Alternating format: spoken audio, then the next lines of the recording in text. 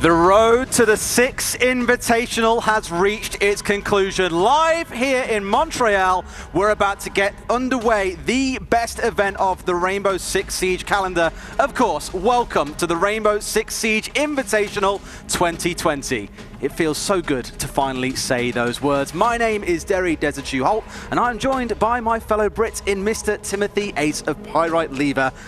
What a journey.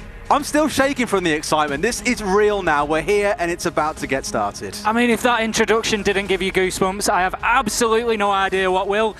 I think I've got goosebumps on top of goosebumps at this point. I never dreamt of being stood in front of this logo, but what an exciting day of Siege we've got to bring for you. This, for me, looking through the fixtures, is going to be the greatest invitational we've ever had. Unpredictability is the word here. It's going to be a difficult job for us because we've got to try and bring you an idea of what's about to happen, and who knows, it's going to be an absolute cracker. Well, very fortunately, we've got some fantastic graphics to get you introduced to what you're experiencing, whether you are a new viewer or a veteran. Here's how things are shaping up. We have got 4 groups of 4 teams. If you are quick on the maths front, you'll know that equates to 16 teams spread across these, each one playing in a double elimination bracket within those groups. The winners, of course, going through to the playoffs on Tuesday and Wednesday ahead of the main event this time next week. And looking across those groups, some massive names there, we've got to say. And the one that stands out, whether you're new or an old viewer again, G2 Esports, last year's champions, making it back here by invite. They come in as the lowest seeded team. That is how crazy the last 12 months have been for Rainbow Six. I think they're happy to be billed as more of an underdog than they have been previously, but let's be honest, there's still going to be a lot of expectation upon them. The eyes are on them to see what they can do, but looking across those groups, I've said it all over the last couple of days, there's 3 teams at least from every single one of those groups that can realistically qualify, and even the teams that you would deem to be, you know, maybe the outsiders, the underdogs in those groups, they're still putting up a good shout. Absolutely, and of course, as is tradition with the Six Invitational, we have 2 streams going on for the group stage,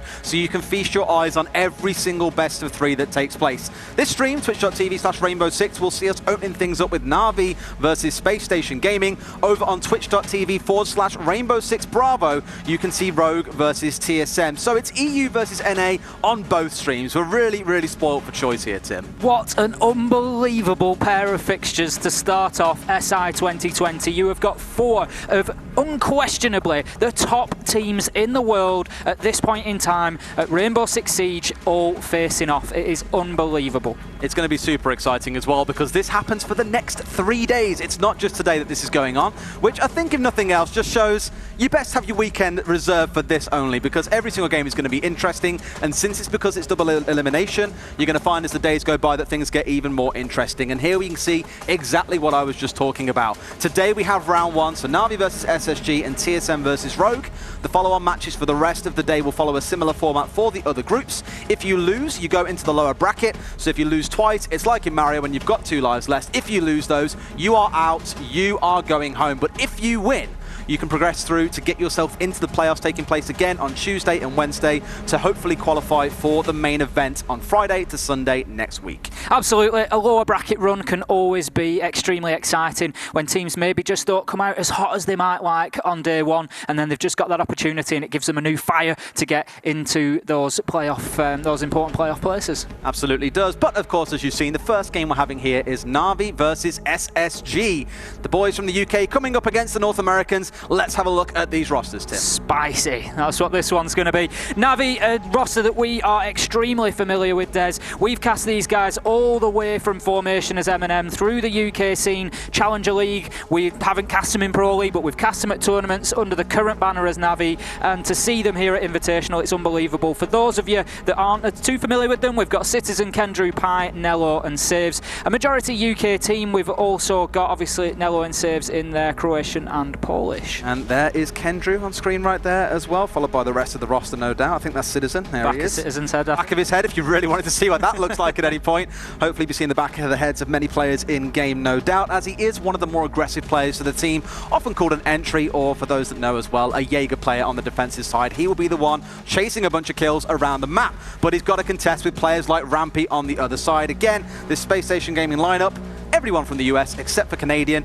Canadian by name, Canadian by nationality. He has been the most recent addition to this team, and from speaking to the team themselves, he has completely transformed them. For me, Canadian is one of those players that makes the Invitational. He seems like he's part of the foundations. He's been present but so passionate at each of them. You know, yet to have that success there, and I'm sure that it is something that he is absolutely desperate to do in his home nation. Is this going to be the year with Spacestation Gaming? It is. Got to look at the stats of Fulton Rampy as well. 43 positive KD and 34, two of the best fraggers in NA. So definitely fair to say that Na'Vi and Citizen, as we mentioned earlier on, have got their challenge cut out for them here against these guys to kick things off. Absolutely, you've got two huge fraggers there, but looking across the rest of SSG there's, you know, people that you cannot sleep on. Bosco, sometimes known as Boss Goat, you know, we know how great he is in clutch situations. For me, if I had to pick any Siege player to just bang into a 1v2, 1v3 situation, he's certainly going to be a strong consideration for me because his decision making is excellent and he is never panicked. Got to give it to both teams as well. Smiles all round for both sides. They know what this is building up to. They know this is probably the greatest honor you can have as a Rainbow Six Siege professional, is to be on this stage, or in this case in these booths, ready to play against each other. They're ready for the game as well, and seeing the coaches behind them as well. Let's not forget at the importance backroom staff have started having over the last year. Looking at across both rosters, you've got Jack playing and Doki as well, actually helping out with Na'Vi. Lycan on the other side for Space Station. You're doing this, you know, as you say, we have to mention those. They play such an integral role to keeping the players focused, counter-stratting and all that other work that goes in behind the scenes. Cool. Well, to break things down, we have got a video to showcase you for these two teams and their thoughts on this matchup.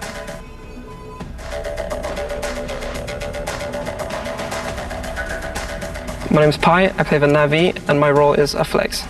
I'm Javier Escamilla, also known as Thinking Nade. I play for Space Station Gaming. My role on attack, I'm kind of like the flank watch. I play Thatcher primarily. And on defense, I kind of play like flex, but typically I'm wall denial, so I'll play operators like Mute, Bandit, Cade, and that's what I do for my team. So for Six Invitational, it was quite a journey. We first tried qualifying by going through OGA. In Croatia, we came up short, second place. So then we went back to a boot camp in Georgia, and we ended up playing the Six Invitational qualifier for NA, and we came in first place. So now I'm here. My journey started with playing for M&M, an old roster, and then I was recently removed from the team, and then randomly just was messaged, and then here I am. That's it. So the most recent player change was back towards like the end of August, early September. We picked up Troy, also known as Canadian. We replaced Chala with him, and he's been our IGL. So like that's a big role change. Other role changes, eventually when we first picked him up, he was playing like entry, things like Ash and Zoph, but that wasn't our actual long-term goal.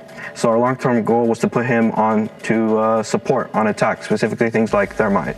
So that's the role changes. There hasn't been any changes in the roles of the team. How am I feeling about my team's current state? Confident. My team's current state, I feel really good about it. We've been practicing really hard. Everything's just going smoothly, working, and it's the most confidence I've ever had going to an event. So rivals for our team would be, I really want to play TSM. Like they're from NA. I haven't played them on LAN, so that would be a really good rival.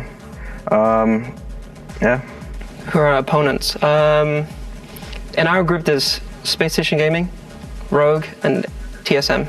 Honestly, I think all four of the teams in my group are worth watching. Like, we're coming from USN LAN, so we're Team USA. You know TSM's good on LAN, and then Rogue's #1 in EU, and then we have Na'Vi, which just won the last Pro League finals. They're all worth watching. Our first matchup is Space Station Gaming. Our first matchup is versus Na'Vi. A message from my opponents is to keep sleeping on us. Do I have a message from my opponents? You're not prepared.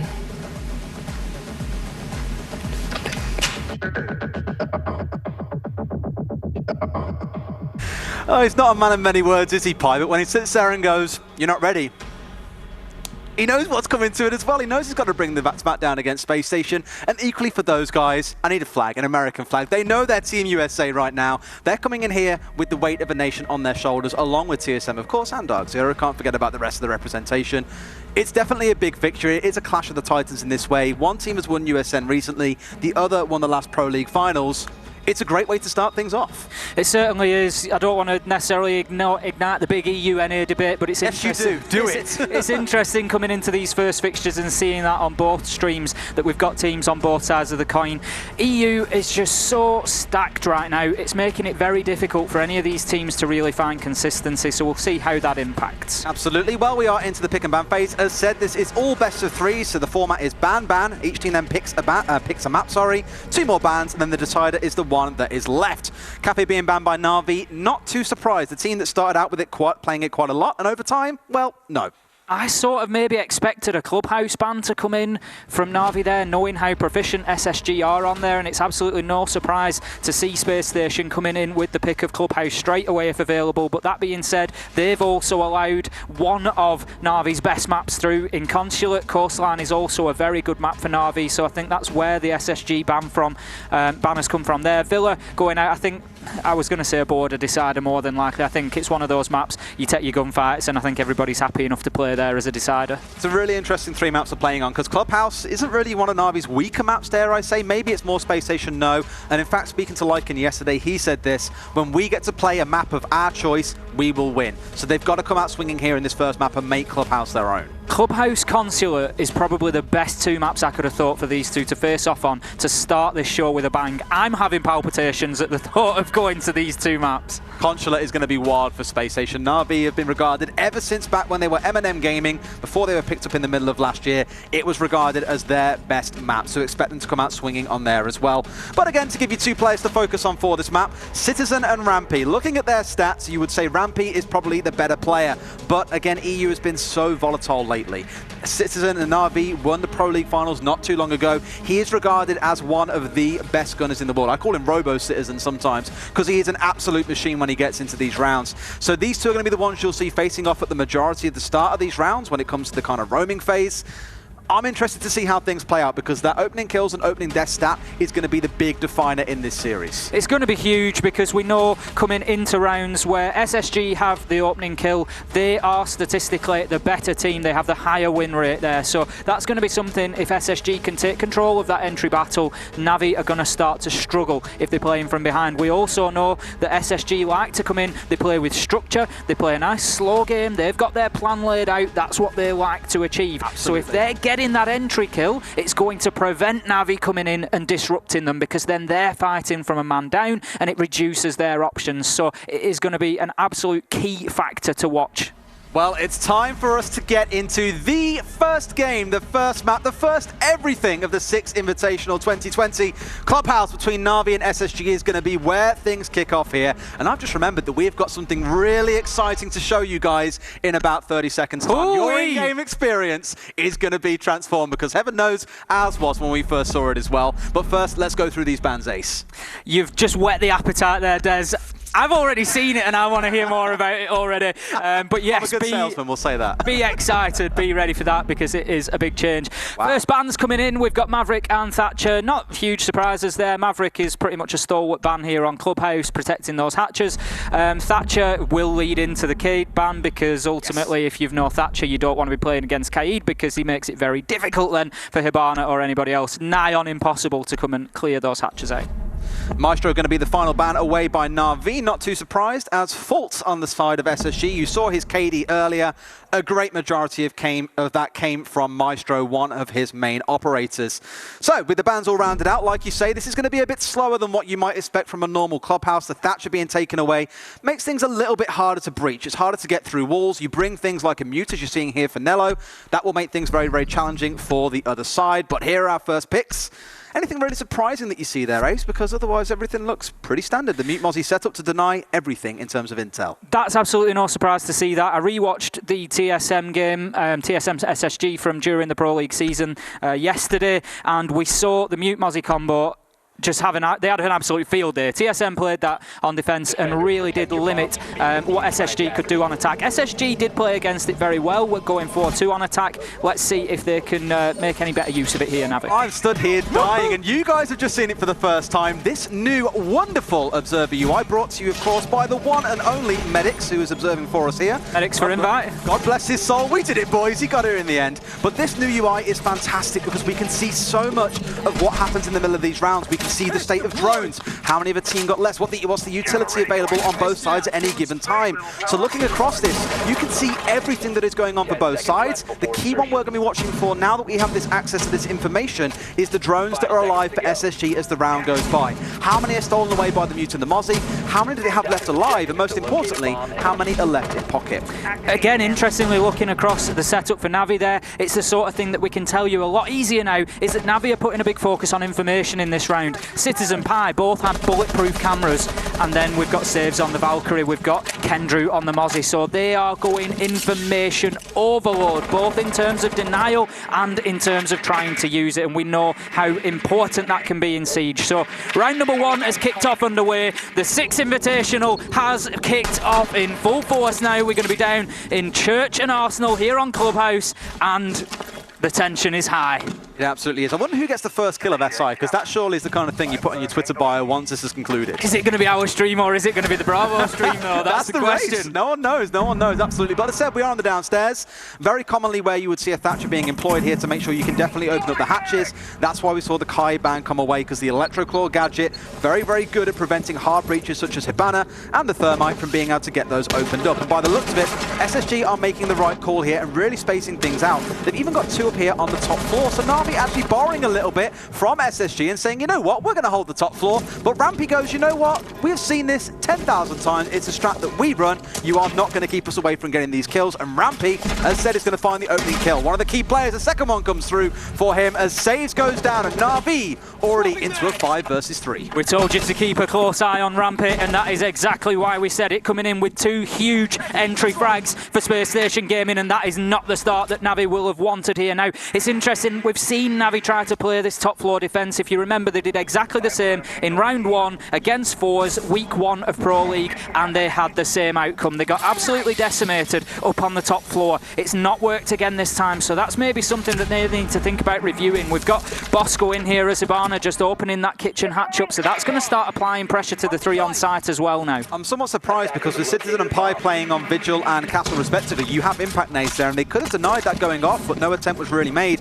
Perhaps interesting to note as well, I was just about to talk about him, we've currently got the Vigil playing on site, not commonly where you would see him. It normally would be a Roma. Rampy finds a triple kill, and this is a way to make a name for yourself in the first round. 3 kills going his way. This round is all coming up Rampy.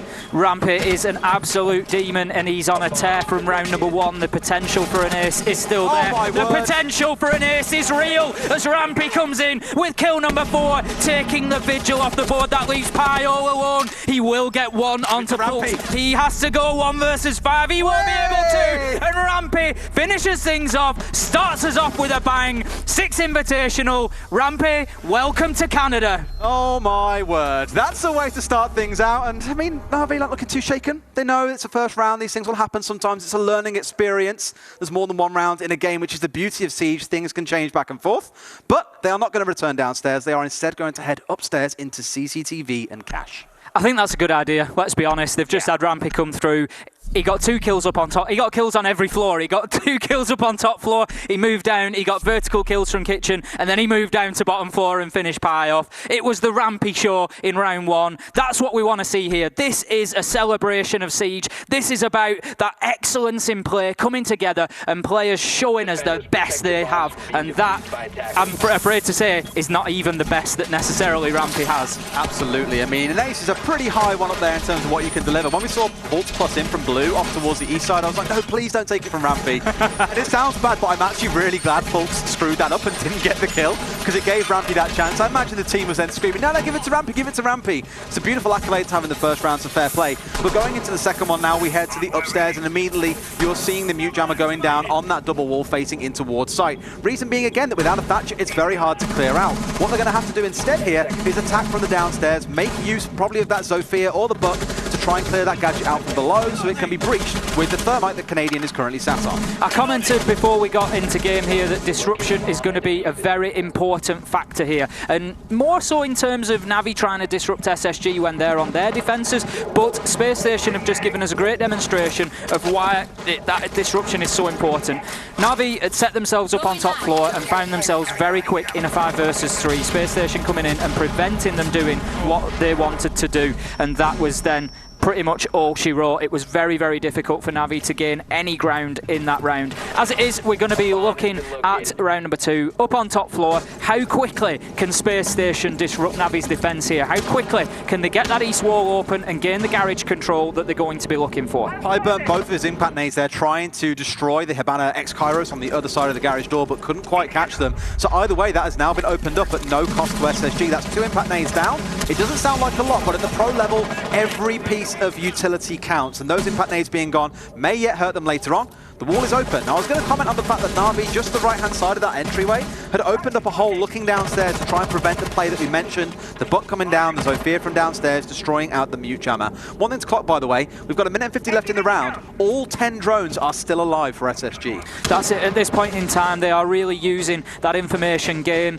They don't have Mozzie on the board to challenge them. 6th kill in a row coming in for Rampy there. Surely he can't do it again, but I wouldn't put it past him. He's obviously got his shot on today, and he's having a field day. Thinking Nade will move in with a kill onto Kendrew. So once again, Navi find themselves in a 5 versus 3 and on the wrong side of the Space Station onslaught here on Clubhouse. I like what Space Station have done as well. They've opened up this wall to basically cut the site in half. You can't rotate vertically, well, not vertically, on the top floor from garage through now to the north side. What they've then done is taken full control of Cash, and Bedroom on the other side of the map, and even found themselves kills and say thank you for the pleasure. 2 kills, in fact, with Citizen, one of the big fraggers for the team, down and out. So now they can get this horrible pinch on the go, where they can pinch both bomb sites, one from construction and one from outside on the east balcony. I absolutely love this approach. It's one of my favourite ways to attack this site, is getting exactly that, Des, that pinch, meaning that people have so little movement available to them inside that you're basically just locking those defenders in place. We can see a real long angle being held here by Folks, just all the way back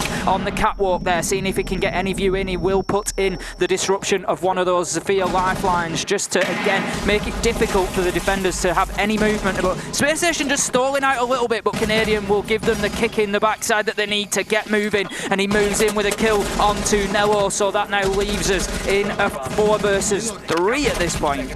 2 even, sorry. Great grenade comes in from Rampy, finds himself yet another kill. That's 7 in a row now that he's had without dying. They have lost 2 members, but it's a 3 versus 1. It's Pi all by himself to try and make this happen here, but no plant is yet going down from the other side, of course. What's the worry? For SSG, it doesn't matter. They have crushed the 2nd round in a row. And I was going to say, up until 25 seconds remaining on the clock, they had all 10 drones still left alive. Unbelievable protection of those drones. And so many teams will say to you, Na'Vi, one of them actually last summer said quite explicitly, if you lose more than 1 drone in a droning phase, you have lost that droning phase. They are doing such a good job of keeping hold of this intel, and people really need to put some value on that.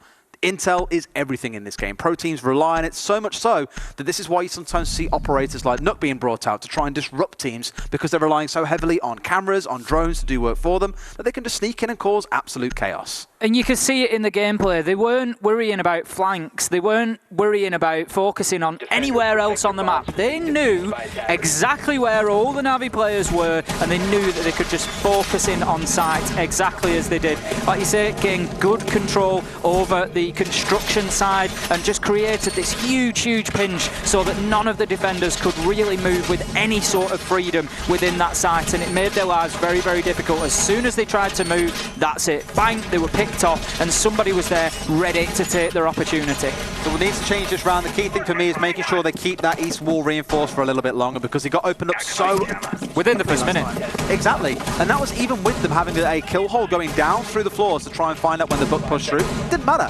And a bandit and a mute. It was unbelievable. It was. So again, disruption is key there. SSG just coming in and preventing Na'Vi from any sort of hold that they wanted. They didn't really worry too much about the garage control. You've got 2 big options when attacking this site. You get the east wall open and you either push through garage or you push through the construction site. They went the construction route. If you get the garage, then you can use that single window to essentially lock off the top of the CCTV stairs, so nobody's rotating up there. We can see the impact nade has a little bit more impact this time and does clear some of those X-Kairos pellets from Bosco, I think. No, it looks like they've all still been successful. So again, what that's doing is just providing a line of sight. Pi trying to get get aggressive there, looking for a jump out, and I don't criticise him for that. Navi at this point needs something to inject a little bit of pace, a few kills into it, but again, it's been well preempted by Spacestation Gaming there. Fultz putting out the Claymore and just getting that kill onto Pi as he tries to get aggressive. What I really like about SSG is everything they are doing is regimented. It's done to a checklist, as we might say. They've got everything accounted for right now, and every single movement they seem to be making is made with purpose. There's no standing around for 30, 40 seconds saying, we're down 1 or 2, what do we do next? I mean, admittedly, Na'Vi haven't given them that situation yet. They've got the first kill in every single round. They've just come through flying out the gates every single time. They're just free to execute their strategy. And like you say, Na'Vi have got to start disrupting that. Running out onto a Claymore where you know is the most common Claymore spot on this map. Probably not the #1 thing I'd look on my list to do. We've got a saying in the UK, and I'm pretty sure that it's universal and will make perfect sense, and that is Spacestation right now have got Navi's number. They know exactly what is going on. They know exactly what Navi are trying to do, where they're trying to hold, and where they're using that information, and SSG are just playing in and around it absolutely beautifully. We can see, again, the east wall is going to be opened up. Rampage with a great grenade kill onto Kendrew, taking the bandit off the board, which is going to support that east wall being opened up, which I think has just been achieved. We've got Citizen, who has moved all the way down to bottom floor, currently on 0 kills. He's one of the players that Navi are going to be looking towards to get into gunfights with somebody like Rampy and to get those wins to take him off the board. Rampy is currently 8-0. He's having an absolute field day in the first 3 rounds.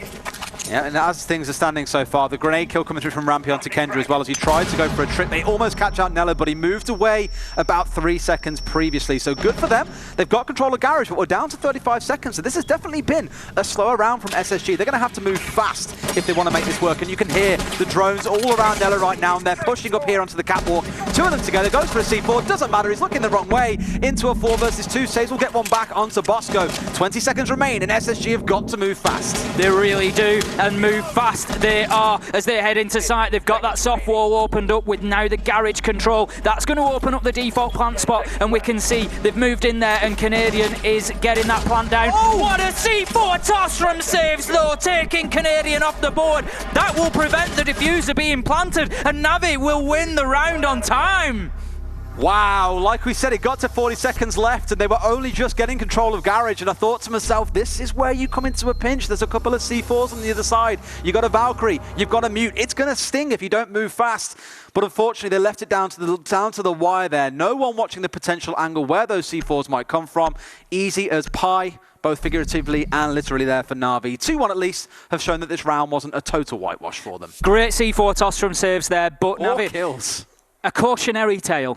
Navi cannot get carried away with that. You cannot wait to deny a diffuser plant in the last 3 seconds of the round with a C4 toss from the next room every single time, because you're not going to do that every time. And, you know, let's make no mistake, SSG still had a big run on that round and did extremely well. I think one of the key moments there, and we saw it beautifully observed from medics, was the grenade that came in towards Nello from Rampy.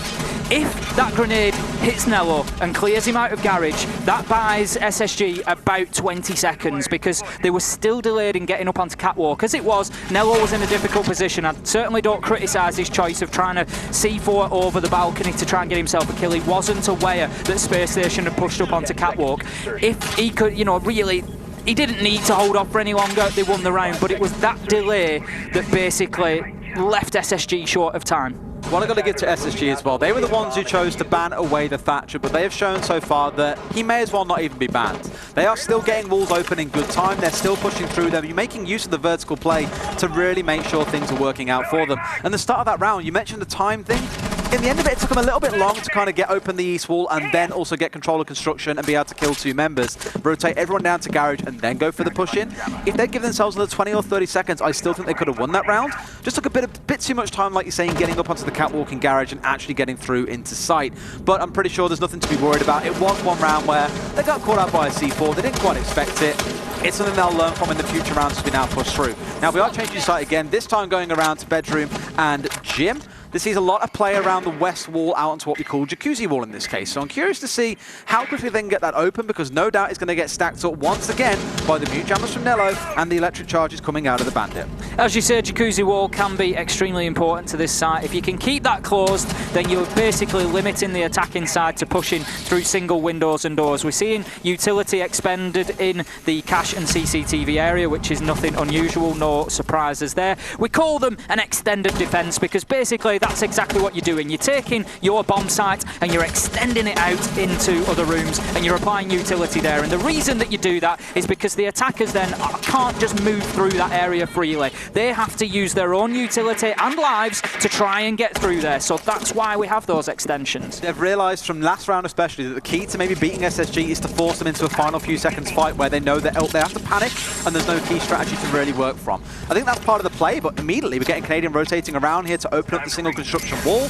This will mean now essentially those that are still left off towards the east side of the map are being cut in half, because this side should now become fully controlled by SSG. I don't know if Pi's still... No, Pi's rotated out actually, so in good time he's got away. That should mean that that side now on CCTV cache is clear, and that should mean Na'Vi walk away with 5 members still alive and relatively healthy. Yep, those extensions have been dealt with very well, and what's going to be interesting now is the comment that I made at the beginning. Without Jacuzzi wall being opened, we are limited to attacking through single doors and pinch points here, and that's exactly the place that SSG find themselves. Kendrew gets that opening kill onto Rampy, and that could be oh so important as this round develops, as we can see having to push in through the logistics office now and still coming through small areas. As you can see, the volcano shield has been detonated there, and Fultz will get a kill through the flames onto Kendrew, and that will bring us now level 4 apiece, but there is only 20 seconds left on the board, and SSG are going to be limited to pushing through very small spaces that can be watched very easily by Navi. We can see kills being traded on either side, bringing us to a 3 versus 3.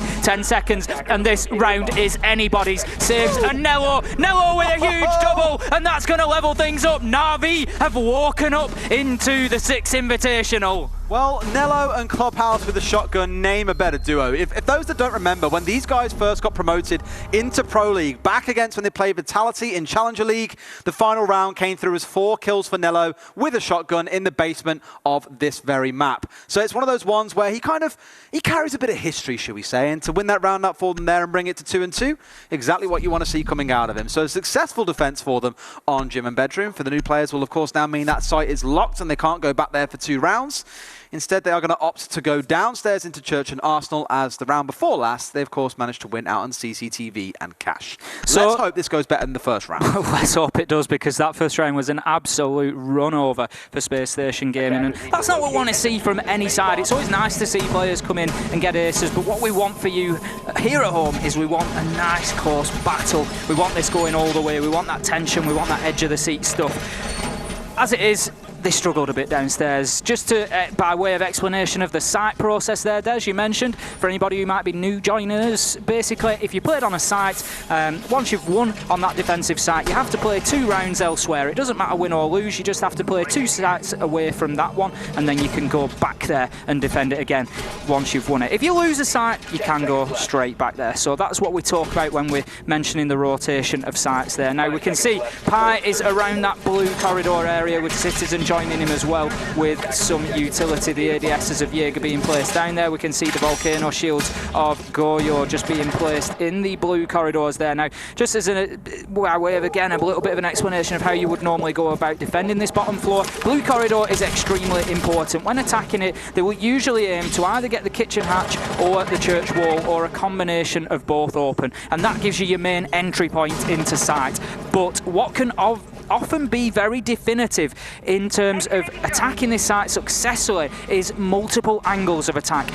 So if you can get control of that blue corridor area, if you can get control of the dirt corridor area, you really do start to segment that site, and it makes it very, very uncomfortable for the defenders once again to move anywhere. And once you've got those crossfires established, it's pretty much game over. So defending blue can be absolutely pivotal. A great history lesson there from Ace, should we say?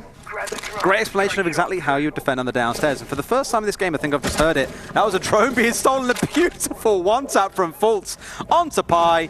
Goodbye to the Goyo. Admittedly, not the end of the world, because Goyo, a lot of his utility does come from having those shields out on the map. And if you're unsure why a lot of teams are still choosing to bring the Goyo, it's the fact that it forces a lot of utility to be expended to get them open. And like you just heard there, even when they're destroyed, they've still got 10 or 15 seconds of burn time. So it's areas the attackers can't move into. And there you go, the Raging Inferno. Fultz is still sat here despite getting that kill 20 or 30 seconds ago. That is why he's so useful. And it's an interesting point to make. Citizen has moved into the position previously held by Pi, and that just shows again the importance of that position, because just behind where Citizen is stationed there, just behind that generator, there'll be a rotation hole into sight.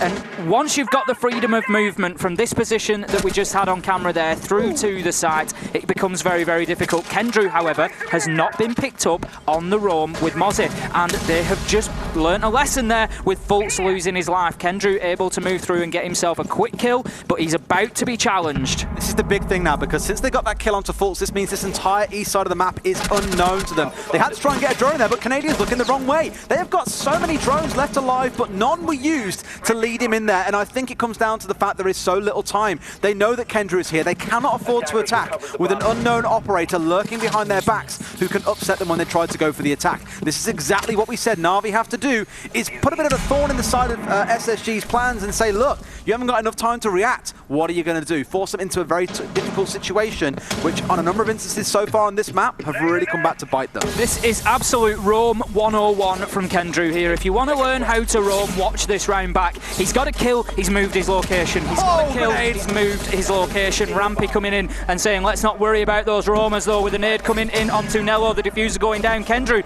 moves back to site and will get himself a third on the round, but Spacestation have been successful in getting the diffuser down. Saves will get one, whilst Rampy gets the kill onto Citizen. This leaves us in a 2 versus 1. Damage put onto Rampy. Kendrew with his 4th on the round. Kendrew going huge for Na'Vi there, and Saves will disable that diffuser. What a round from Kendrew. That is how you roam in Siege. Kill and move, kill and move. Keep yourself unpredictable. That is how to do it as well. And Kendrew, we know him as the emotional player on this team. Win or lose, he's the first one jumping up out of his seat, or the first one with his head in his hands. And after a round like that, wow. That's what you need to keep your team swinging back in things. That puts them at 3-2 on the defensive half. Clubhouse, one of those maps that generally is considered quite defender-sided, so you'd expect to come out of this at 4-2. They're on the way to achieving that, and where I get some concern is that SSG are on the attack here, and they've had a pretty good half, all things considered. When they go on to the defense, this is their map pick. This is where the strats will shine. That's where Na'Vi might find themselves struggling. If this ends 3-3 here, I could very easily see SSG coming in on the next half and taking 3 or 4 rounds in a row. Yeah, it's certainly not game over, even if this goes 4-2. There is a long, long way for Na'Vi to go yet. If they could get the win on Clubhouse against SSG, that will be a huge confidence boost for them for the first map of the SI 2020. Kendrew, interestingly, as you mentioned, you know, his confidence there. We've seen him on Twitter. He is very emotional. We've seen him on Twitter throughout the build-up to this, and he's mentioned a couple of times that he's felt himself that he's in a lull. He's been changing sensitivity settings. He's not really felt, you know, maybe what the difference has been in game, but he hasn't been performing up to the standard that he sets for himself. I think Kendrew's been playing very well through the first half of the season, but he feels that he's got more to give. So I've been interested to see how he's come into the tournament here, how that mentality is carried forward. And I tell you what, watching that last round, it doesn't look like he's got any problems with confidence whatsoever. This is the thing for Na'Vi, right, is they say very openly in a brilliant 20-minute documentary they did whilst they were on their boot camp in Ukraine, which is where Na'Vi as an organisation is from. They were very honest with each other. It was almost like a therapy session. They were all saying, you know, since we won Tokoname in Japan late last year, we're just not sure like who we are anymore. What's our identity as a team? They stripped it all the way back, went back to the drawing board, redesigned and reimagined themselves as a team so that they can get out of that lull and find themselves in a better spot. And every single player has said, we feel much more confident now. We're in a much happier space. Doki, one of their players who played for them early this year, currently serving out a 6-month ban, will return in April potentially. He has been helping them as well and saying, guys, we've just won essentially the Pro League Finals. We are one of the best teams in the world. Why are we doing this to ourselves? Let's humble ourselves, reimagine ourselves and go again. From what, the first couple of rounds I was a bit concerned. Otherwise, they look composed even in the rounds they're losing, and it's going great. We can see Fultz just falling foul of one of those lesion traps early on, and he will lose a fraction of life to it and a bit of time. He's also out of drones as well. At this point, we've still got 8 drones available to Space Station Gaming, so they are in a good position information-wise. There's no reason they should be going in blind anywhere. We can see the top floor east wall has been opened up again, just outside of a minute this time, so it was held on to for slightly longer. But the important thing is that Navi haven't lost anybody off the board, and they've pretty much, if you look at their operator lineup, they've foregone keeping that wall closed. You know, they've maybe had a token effort. Nello might have had a mute jammer on there just to slow things down, but the Bandit's off the board, and they've accepted that that's going to get open. What I like is Navi are reading into this very well, because what they've identified now, and it has happened every single time, so much so they're even still opening the same wall, is they get control of the west of site, they get that east wall open, they all drop off and rotate instead in towards garage and push through there as 3 or 4. That's exactly what's going on. Look how many drones they've got. They're like cockroaches crawling around right now, trying to get the angle in, but Fultz once again with another one tap onto saves is going to give the numbers advantage over to SSG. He got the opening kill against Pi in the last round, so things are repeating for him here in terms of having a good game. Thinking they finds the second, but that timer ace, I can't help but look at it and go 50 seconds are left again, and they are still trying to get control of garage to go for a plant here, and Citizen is off doing his thing on Jaeger, trying to cause some trouble. 5 versus 3 as we stand, so as you say, Space Station have all the advantages here in terms of man count, but not necessarily in terms of time. We always say it time and time again in Siege that the clock is on the defenders' side. The attackers are the ones who have to make something happen. Nello stepping up with a great kill onto Bosco, and that is perfectly timed for Navi here. That is exactly what they needed. We can see Kendrew just using the Echo drone there to give as much information as he can and potentially to deny this plant. Out comes another C4 toss. We saw that successfully from saves previously. Nello has no choice but to run into sight to try for some denial there, thinking with a 2-3 big kills to end the round there, trading Kendrew out as he gets the planter, but ultimately better from Space Station there, forcing with more time on the clock, SSG forcing Navi to come out and have to do something about that plant, and that is when they got them. They had the angles watched there, and although Kendrew managed to get up and kill Canadian, he was sadly the last one left alive. And for SSG, that was the plan all along. Like back in round 1, they predicted the C4, they brought the IQ to support the planter so they could look for those yokai drones. If they didn't have the IQ there, that would have been round lost. So very good adaptation from them. Things end at 3-3. I'd say that works out pretty well actually in Space Station's favour to end that on the attacking half. Now they switch over and go to the defensive side, and again, this is where my fear comes in, that we could now see a few rounds being won back to back unless Navi have got something very special planned here for the map that SSG picked. This is the thing. Now, Navi can't afford to play into what SSG want to do. We saw from that TSM game where Space Station lost recently on Coastline that the way that they were beaten was by TSM not playing into their extended defences, not playing into their setups and strategies. They just rushed into sight, they took fights elsewhere where no utility had been expended, and TSM just really disrupted what SSG wanted to do on defence. And SSG, bad day or not, did not adapt well on the fly to that, and that's something that maybe Navi need to try and think their way around here. We know that we're going to have the also famous now SSG top floor setup for the Church Arsenal site. That's what we're seeing here. We've got basically what they do is they station a couple of roamers up on top floor with plenty of utility, make it difficult to clear them out. Castle barricades are set up in and around the bar area to allow safe rotations. Thank you, medics, we can see those there. So what that does is hopefully create a safe space in the middle of the map for those defenders to rotate back to site, and they just waste as much time as they can, get a kill or two, and then drop all the way back to site.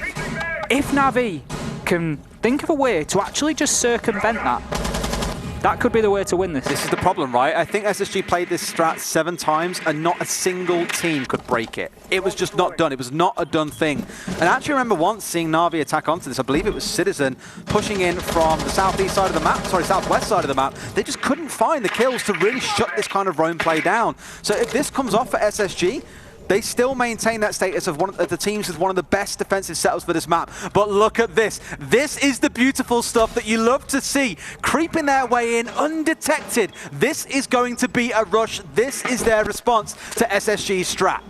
And this is what I said. It's about disrupting SSG. Bosco comes in with a huge double kill there. Fultz will get the third, and unfortunately, Navi's attempts to circumvent SSG's defences just fall flat. I like the idea. That's what you need to do. You cannot play into, you cannot just lean into SSG's defensive strategies because they are polished, they are organised, and they will win them. You have to try and do something different. We've got Citizen deep in sight now. He finds himself in a 1 versus 2 after a flurry of kills. 2 drones left alive and active. So he's going to be getting fed information from his teammates at least, hopefully. He does have the diffuser by his side and can collect it. He does have an option to get that down if he wants to. But with 1:10 on the clock, he's in no rush. He has plenty of time. He's got...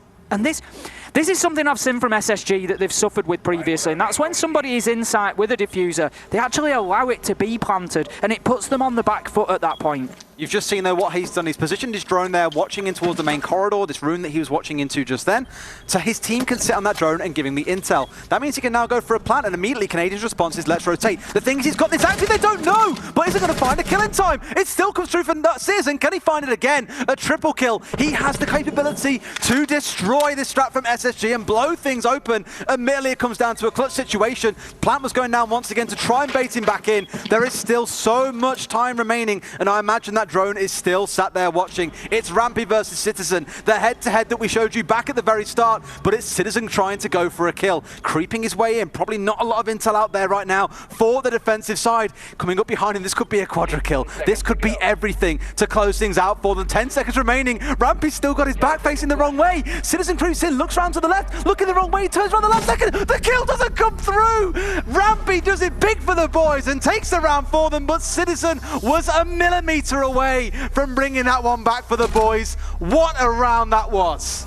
That was one of the best rounds of Siege that I've watched in a long time, just for the entertainment factor. Captured beautifully from Medics there, that top-down view, just giving us the view of Citizen moving through. Rampy, it was almost a sixth sense. I don't know whether he had any information or maybe he heard footsteps. Or Ash is very quiet when she's crouch walking, we all know that. But Rampy, just in that last 7 or 8 seconds, it's like it clicked to him. I'm exposed here, I don't need to be. The plant isn't going down, so he moved himself behind bar, and that just covered his back a lot more than it was previously. And then it came down to shots, but Citizen was already on very low health. But what I want to commend there is the thought process from Citizen. The decision making there was second to none. As you said, got his drones out, got the angles watched, so he was fully aware that Canadian was challenging him. The call out had come from his team, so he could move, intercept him, and got the kill. And then he made the choice to go and challenge Rampy. And I think, again, that was the right thing to do, because ultimately he would have been forced off that diffuser, because Rampy would have more than likely heard it, or there was some information in there being fed to them. And, you know, as soon as he went to get it down, the first time we saw Canadian move around to challenge it, so I'm sure Rampy would have been aware of that, and he would have been moving to intercept. So I think, yeah, absolutely right choice from Citizen, try and take the fight on his terms. That's something that we know that he will do as a player. He's got the confidence, he's not scared of a gunfight, and he will try and win that. But great plays from Rampy there. It was beautiful. Like, the whole last 2 minutes of that round were incredible. I mean, let's also commend SSG, because Bosco was watching the right angle. He found 3 kills. It was a 5 versus 2 before that final 1v1 really turned into anything else. And this is again down to SSG knowing what they needed to do for that strat. Unfortunately, they lost a couple of members in the middle of the round, which really saw the whole thing falling apart. But that's what we've been saying all game long. For SSG, their greatest weakness is when you disrupt their plan. And part of that plan wasn't losing 2 or 3 members in the middle of rounding and forcing it into a 2 versus 1, not least against one of the strongest fraggers in the world in Citizen. Well, the situation that they find themselves there in is a direct push and attack onto site, but with a lot less utility on site than they might like, because of how much they've expended throughout the map to try and create that top floor hold. And that's exactly what we were saying. So you immediately push SSG onto the back foot, because they've got several reinforcements, ADSs, castle barricades, all wasted, completely useless away in sight. So yeah, it was exactly the right idea from Navi. Bosco, I think, ultimately came in clutch for Space Station there, reacting well and getting himself those couple of early kills into Dirt Tunnel. If more than Citizen had survived through that early phase of pushing into sight, then I think that round goes very differently. So right idea from Navi, just not quite the right execution. Trying to bait it out pretty hard here as well. And so what you actually see still Canadian is sat downstairs entirely on his one. They've sort of pushed a lot of drones in there and lost 2 or 3 in the process of trying to stiff him out there. That's going to come back to hurt a little bit when they don't have that intel later into the round. But a minute and a half in, a lot of this has turned into a bit of a hunting game to try and find out where the Jaeger is. Let's not forget, we're actually attacking onto the top floor, but Canadian still on this Jaeger. Regarded as being quite a supportive player, more of an anchor, here is trying to work some wonders and keeping Na'Vi guessing elsewhere around the map. So attention being applied. That is look at that. Look at that. Spread. Fantastic. Looking towards that east wall then, Na'Vi keen to get that open if they can. At this point in time, still electrified, and the Bandit's still in there doing his job, thinking Nade looking to keep it close. We can see challenges being made, and there we go. That's the Zofia utility being utilised just at the perfect time to prevent Thinking Nade placing that battery, and a great view we had of it, exactly why and how that works. You're just firing the lifeline through the drone hole to his side, and that stun just takes him out of the animation of putting his battery down and allows that wall to be opened. No one has died. There's 40 seconds left on the clock. We've still got Canadian being a bit of a pain in the backside here, trying to keep Na'Vi guessing. Kendry will find the opening kill onto Bosco, but Na'Vi have been a lot slower in this round than what SSG were at the same point. They don't have control of Garage. They've only managed to get the wall open, so all they can do is try and go for a push through the window or through the wall to make this work, and that is less angles for them to make a play from. Rampy finds 2 kills, and suddenly the whole of the ground floor has been destroyed for Na'Vi. Rampy has everything. The plant is going to go down, but look at what's going to come out the back of this one. Rampy finds a triple. Kendry had no one covering him from Garage. Now there's 2 more trying to contest him here, but Rampy's on a quadra kill. He's doing it all over again. One more would have been enough, but Sazel shut that one down. It's still a 4K. It's still enough to win the round. Round 8 goes to SSG, and things are not looking so positive anymore for Na'Vi. 2 rounds back to back that they have now lost. Rampy going absolutely huge for Spacestation Gaming here in game number 1 of the Six Invitational 2020, and that is what this tournament is all about. It's about the best players in the world coming together and who can step up on the main stage, who can step up on the day, and Rampy is certainly doing that. We're seeing a tactical timeout here from Na'Vi, and that is not too much of a surprise. I think that's probably well timed, because with SSG moving onto the defence, things are just starting to slip away from them quite quickly now. 5 and 3, and admittedly both of those rounds have come down to Rampy in the second round popping off and doing wonders. In the previous round, it came down to who hit their shots first in a 1v1 clutch. So it's not quite that SSG are really tearing things apart here and dismantling Na'Vi by the core, but the fact that it's coming down to such a close situation at the very end probably isn't going according to game plan for Na'Vi. Like I mentioned in that round just then, they got the east wall open, they managed to get control of the window to the west.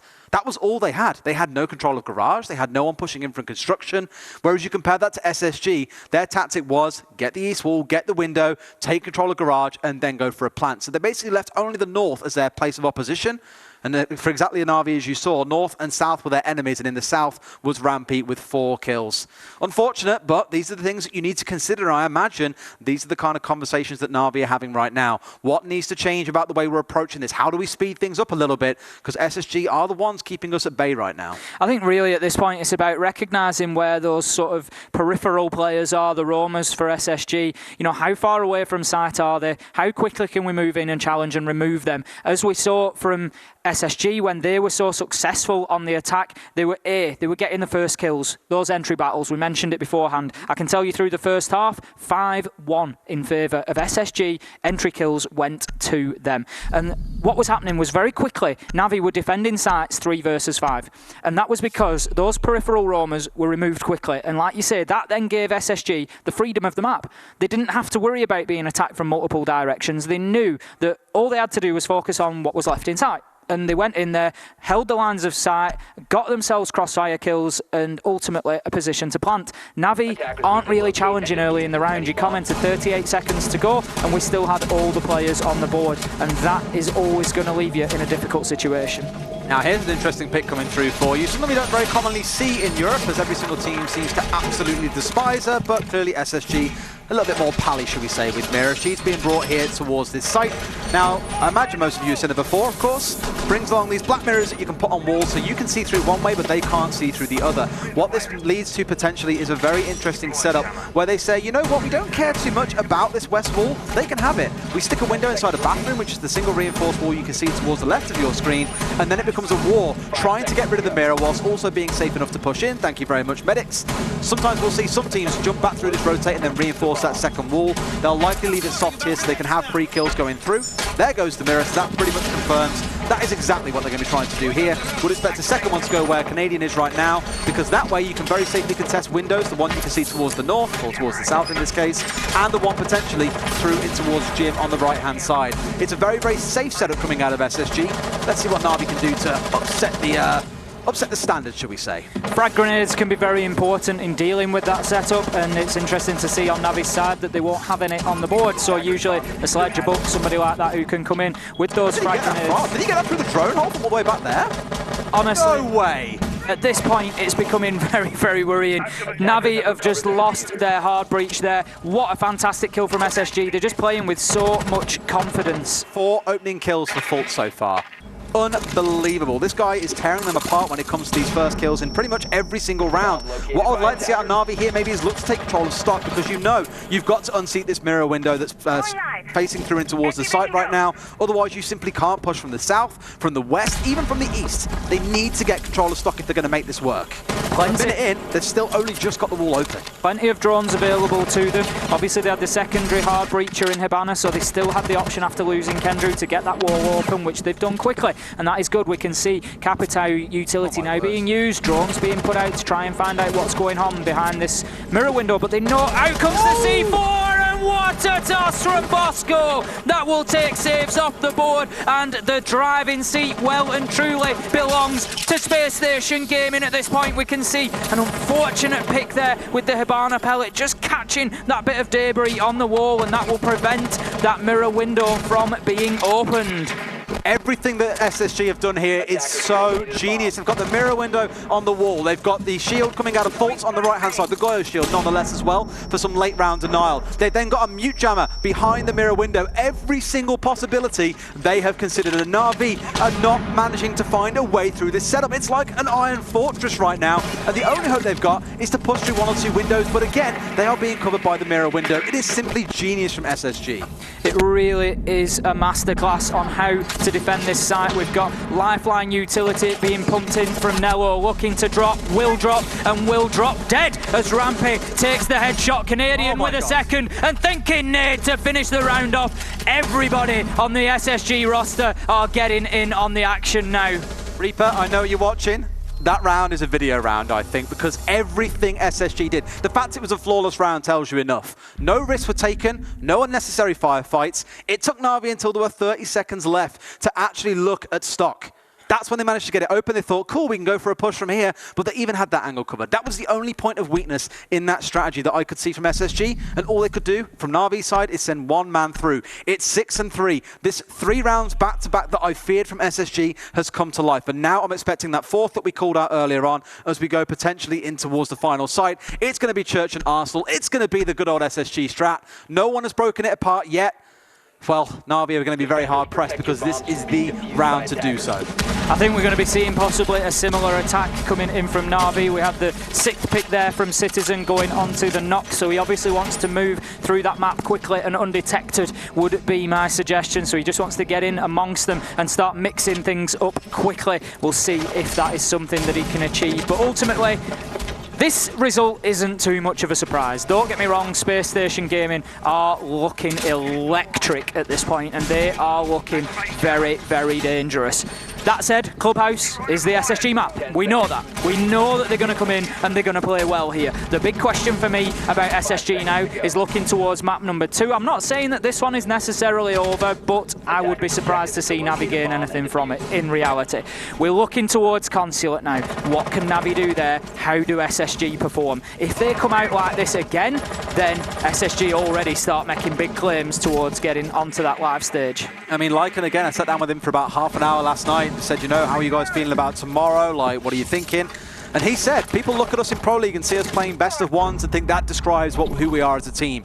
Compared to others, we are a LAN team. We shine the most in best of 3 when strategy and, you know, the map rotation really plays into our favor because we feel comfortable in what we do. And he even said, the map that we pick, teams will not beat us on. And so far, against the current Pro League champions, they are showing that to be absolutely true. One more round and they'll close this out. And as you say, we go into Consulate, which I would expect to go Na'Vi's way, but that remains to be seen. Now, we have managed to see a bit of play coming through from Citizen here to disrupt the flow of things on this Nook, trying to get in away from the camera so no one knows where he is, trying to sneak out a kill or two, because getting rid of this middle floor Canadian Vigil, that is the big play. Now he's in a spot here to maybe make that happen, but Citizen almost gets him out. Not quite though, as both of them are put down to about 25 to 40% HP. Not the end of the world, but now that Nook's presence is known. It's camera hider versus camera hider in this case. Both of them are hidden away from drones or cameras around the map. And it's just another great example of why this strategy works so well. We've got 4 now stacking up on the Jacuzzi wall with a minute and a half to go. They are going to be very, very short of time when it finally comes to a point of pushing onto site. We can see shots being put through the soft wall from Saves there, just trying to catch somebody out. We've got Canadian down in stock, will ultimately lose his life to Citizen, but he will not mind having wasted a minute and 40 of the round. This is going to become a big rush at this point. We've got 4 of SSG all heading back to site now, and this is a great example of exactly how this strategy works. So we've wasted nearly 2 minutes top floor. We've managed to get back to site with 4 alive. We've taken 1 with us, and that now leaves us in a 4 versus 4 with only a minute for the attacking team to aggress onto site. But if Navi can keep aggressing like that, they might not have too much of a problem. Great vertical kill coming in from Saves there. Now 4 versus 3 in favour of Navi. The only thing against them here is potentially the clock. This is the problem, like you say, 30 seconds to go, and they're only just starting to look downstairs. This is the kind of thing you would expect to be doing inside of 60 seconds. So what's the call? Let's go for a rush, boys, down into what I call the death box. Because if a C4 rains down here, you will die. And well, Kendry walks onto site and gets himself popped. It's into a 3 versus 3. 20 seconds left on the clock. Looking through the hatches now, trying to find a kill. Not yet to be found. Rampy picks up 1, thinking Nate in second. It's down to a 3 versus 1. SSG's strategy remains firm, and they take map number 1 against Navi 7-3 in dominant fashion. Dominant indeed, that is certainly the word, Des. What a great display from Spacestation Gaming there. That was an absolute textbook approach to playing Clubhouse. Have a look at Rampy, 19-3. What a game. We picked him out beforehand as one of the key men to watch for you at home, and he has not disappointed. An ace, a quad kill. He really has gone off. And by contrast, looking across the Navi board there, nobody into double figures, and at this point that's what we need. We haven't really commented so far on Navi's up and down season. Off the back of winning in Japan, we've seen them struggling for consistency in Pro League. I think they've had to come in here having made changes. They've got, a coach that's been swapped out. It's not easy for them at the minute, and I think they're still trying to find their groove. They've got, let's not forget, Pai has been with them for a period of time now. He played fantastically out in Japan, but ultimately he is a stand-in compared to what they've had previously, and has only been with them a number of months. So they're just struggling, I think, to find the feet a little bit. Just a little bit, and even seeing Kendry there, he looked quite animated in the way he was gesturing to his team and saying, guys, come on, what was going on there? Like, we need to fix this, we've got to change that. We said at the start, he is one of the more emotional members of the team, but looking down the kill scoreboard, like you said a second ago, we saw Citizen, one of the big fraggers for them, down on 4 kills, Nello, 4 kills, Pai, 3 kills. Compare that again to Rampy on 19 by himself. It was a very quiet game for a vast majority of the roster of Navi. Things need to change on Consulate, and I'm sure the boys know that. But my biggest fear, and I said this to them, I said it to SSG, my fear is that Navi, with all the work they have done at this boot camp in fixing their mentality and reapproaching the way they look at the game, if they find themselves still losing 1 map, 2 map, they will find themselves a broken team, and we'll just see them go down the same path. That is a credible shot, by the way, from Fultz. But we'll see them go down the same path once again and just find themselves being negative, looking towards defeat, expecting to lose. That is no way to play Siege, and if nothing else, it shows that you can have some of the best gunners in the world on your team. But mentality, strategy, your attitude towards the game is everything. We've just seen an absolutely unbelievable nade from Rampy on the highlights there, getting Nello at inside the dirt tunnel door. It was beautiful. What an absolute beauty that was. Rampy showing some real masterclasses, not only on the guns, but also the utility, hitting a couple of nade kills throughout, and we can see the majority of these highlights are coming in favour of SSG. We're just seeing the round now that was one of my favourite that I've ever watched. This one will stick with me. The Citizen duel towards the end there, the 1 versus 2 that he nearly pulled off. But Absolutely. The problem now for Navi is if they lose here, they're in Group B. They've got a really, really difficult group of teams to play against. So if they come off the back of this going into the lower bracket, who do they face? They face either Rogue or TSM. What sort of match is that to have to go up against for your losers bracket match? It's definitely not going to be an exciting one, and I think it's pretty fair to say that is the kind of map you want to open up the Six Invitational. That was genuinely an incredible game. Although it was very much so run over by SSG, the strategy, it's so beautiful to see when things work for either side when it boils down to it. And I'm very happy that's how things started out. Going into Consulate again, we need that mental reset to come out of Na'Vi right now. Don't get tilted by what happened in Game 1. It's in the past, it's done. It was SSG's pick. Write it off as a loss. What is now the most important is to focus on map number 2. Again, Consulate, one of their favorite maps. We've always seen them play pretty well on it historically. Got to have a repeat performance here today from what we've seen from them previously. I think one of the things that will benefit Navi coming into Consulate is that we know that SSG want to play their strats. They want to do what they want to do, and if that can be disrupted, then you can have some success. Navi tried that on Clubhouse, but were unsuccessful. You know, effectively, Spacestation have planned for that as well. They're aware that their weakness is potentially a dirt tunnel push, so they've got Bosco watching it. You know, they're aware of that. On Consulate, whilst yes, you know, there are a lot of strategies available, the map is much bigger. There's a lot more of a roam game. There's staircases up and down to each floor. There's 3 staircases on there. There's hatches galore available. So I think it just gives an opportunity to get out into the map more, and that's something that you need to use as a defensive team. You need a successful roam game out there. And if that doesn't factor as part of SSG's game, I think it just gives Navi more of an option to A, either take very quick map control if SSG don't play those extensions, or B, it gives them more of an opportunity to be catching SSG players out on their own in the map, and then they can start in twos maybe, getting in there, getting the kills, getting the trades, and going in at man advantage by the time they're pushing directly onto the SSG defence. The one thing that worries me about Consulate coming in, well, there's a couple of things. One, since this half a Pro League has taken place, Na'Vi have played it twice. They've tied it once and lost once, so not quite the strong powerhouse of their roster that it may have been previously.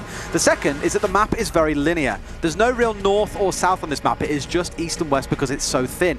Now for SSG, they're going to enjoy that. We've already seen how much they flexed on the last map when it came around to assaulting into CCTV and cache. They had control of west, east and south. For Na'Vi, it was only worrying about one of those directions. North and south was still completely exposed. That's when we saw Rampy charge through and find himself a 4K. So I think it actually being quite a thin map and only really 2 angles of attack. For SSG, it's going to be, right boys, this is what we've got to take to next. We're moving the front line forward to here. Let's take it, push, cool, we've got it. Make sure behind us is safe, no problem. Keep on going again and again.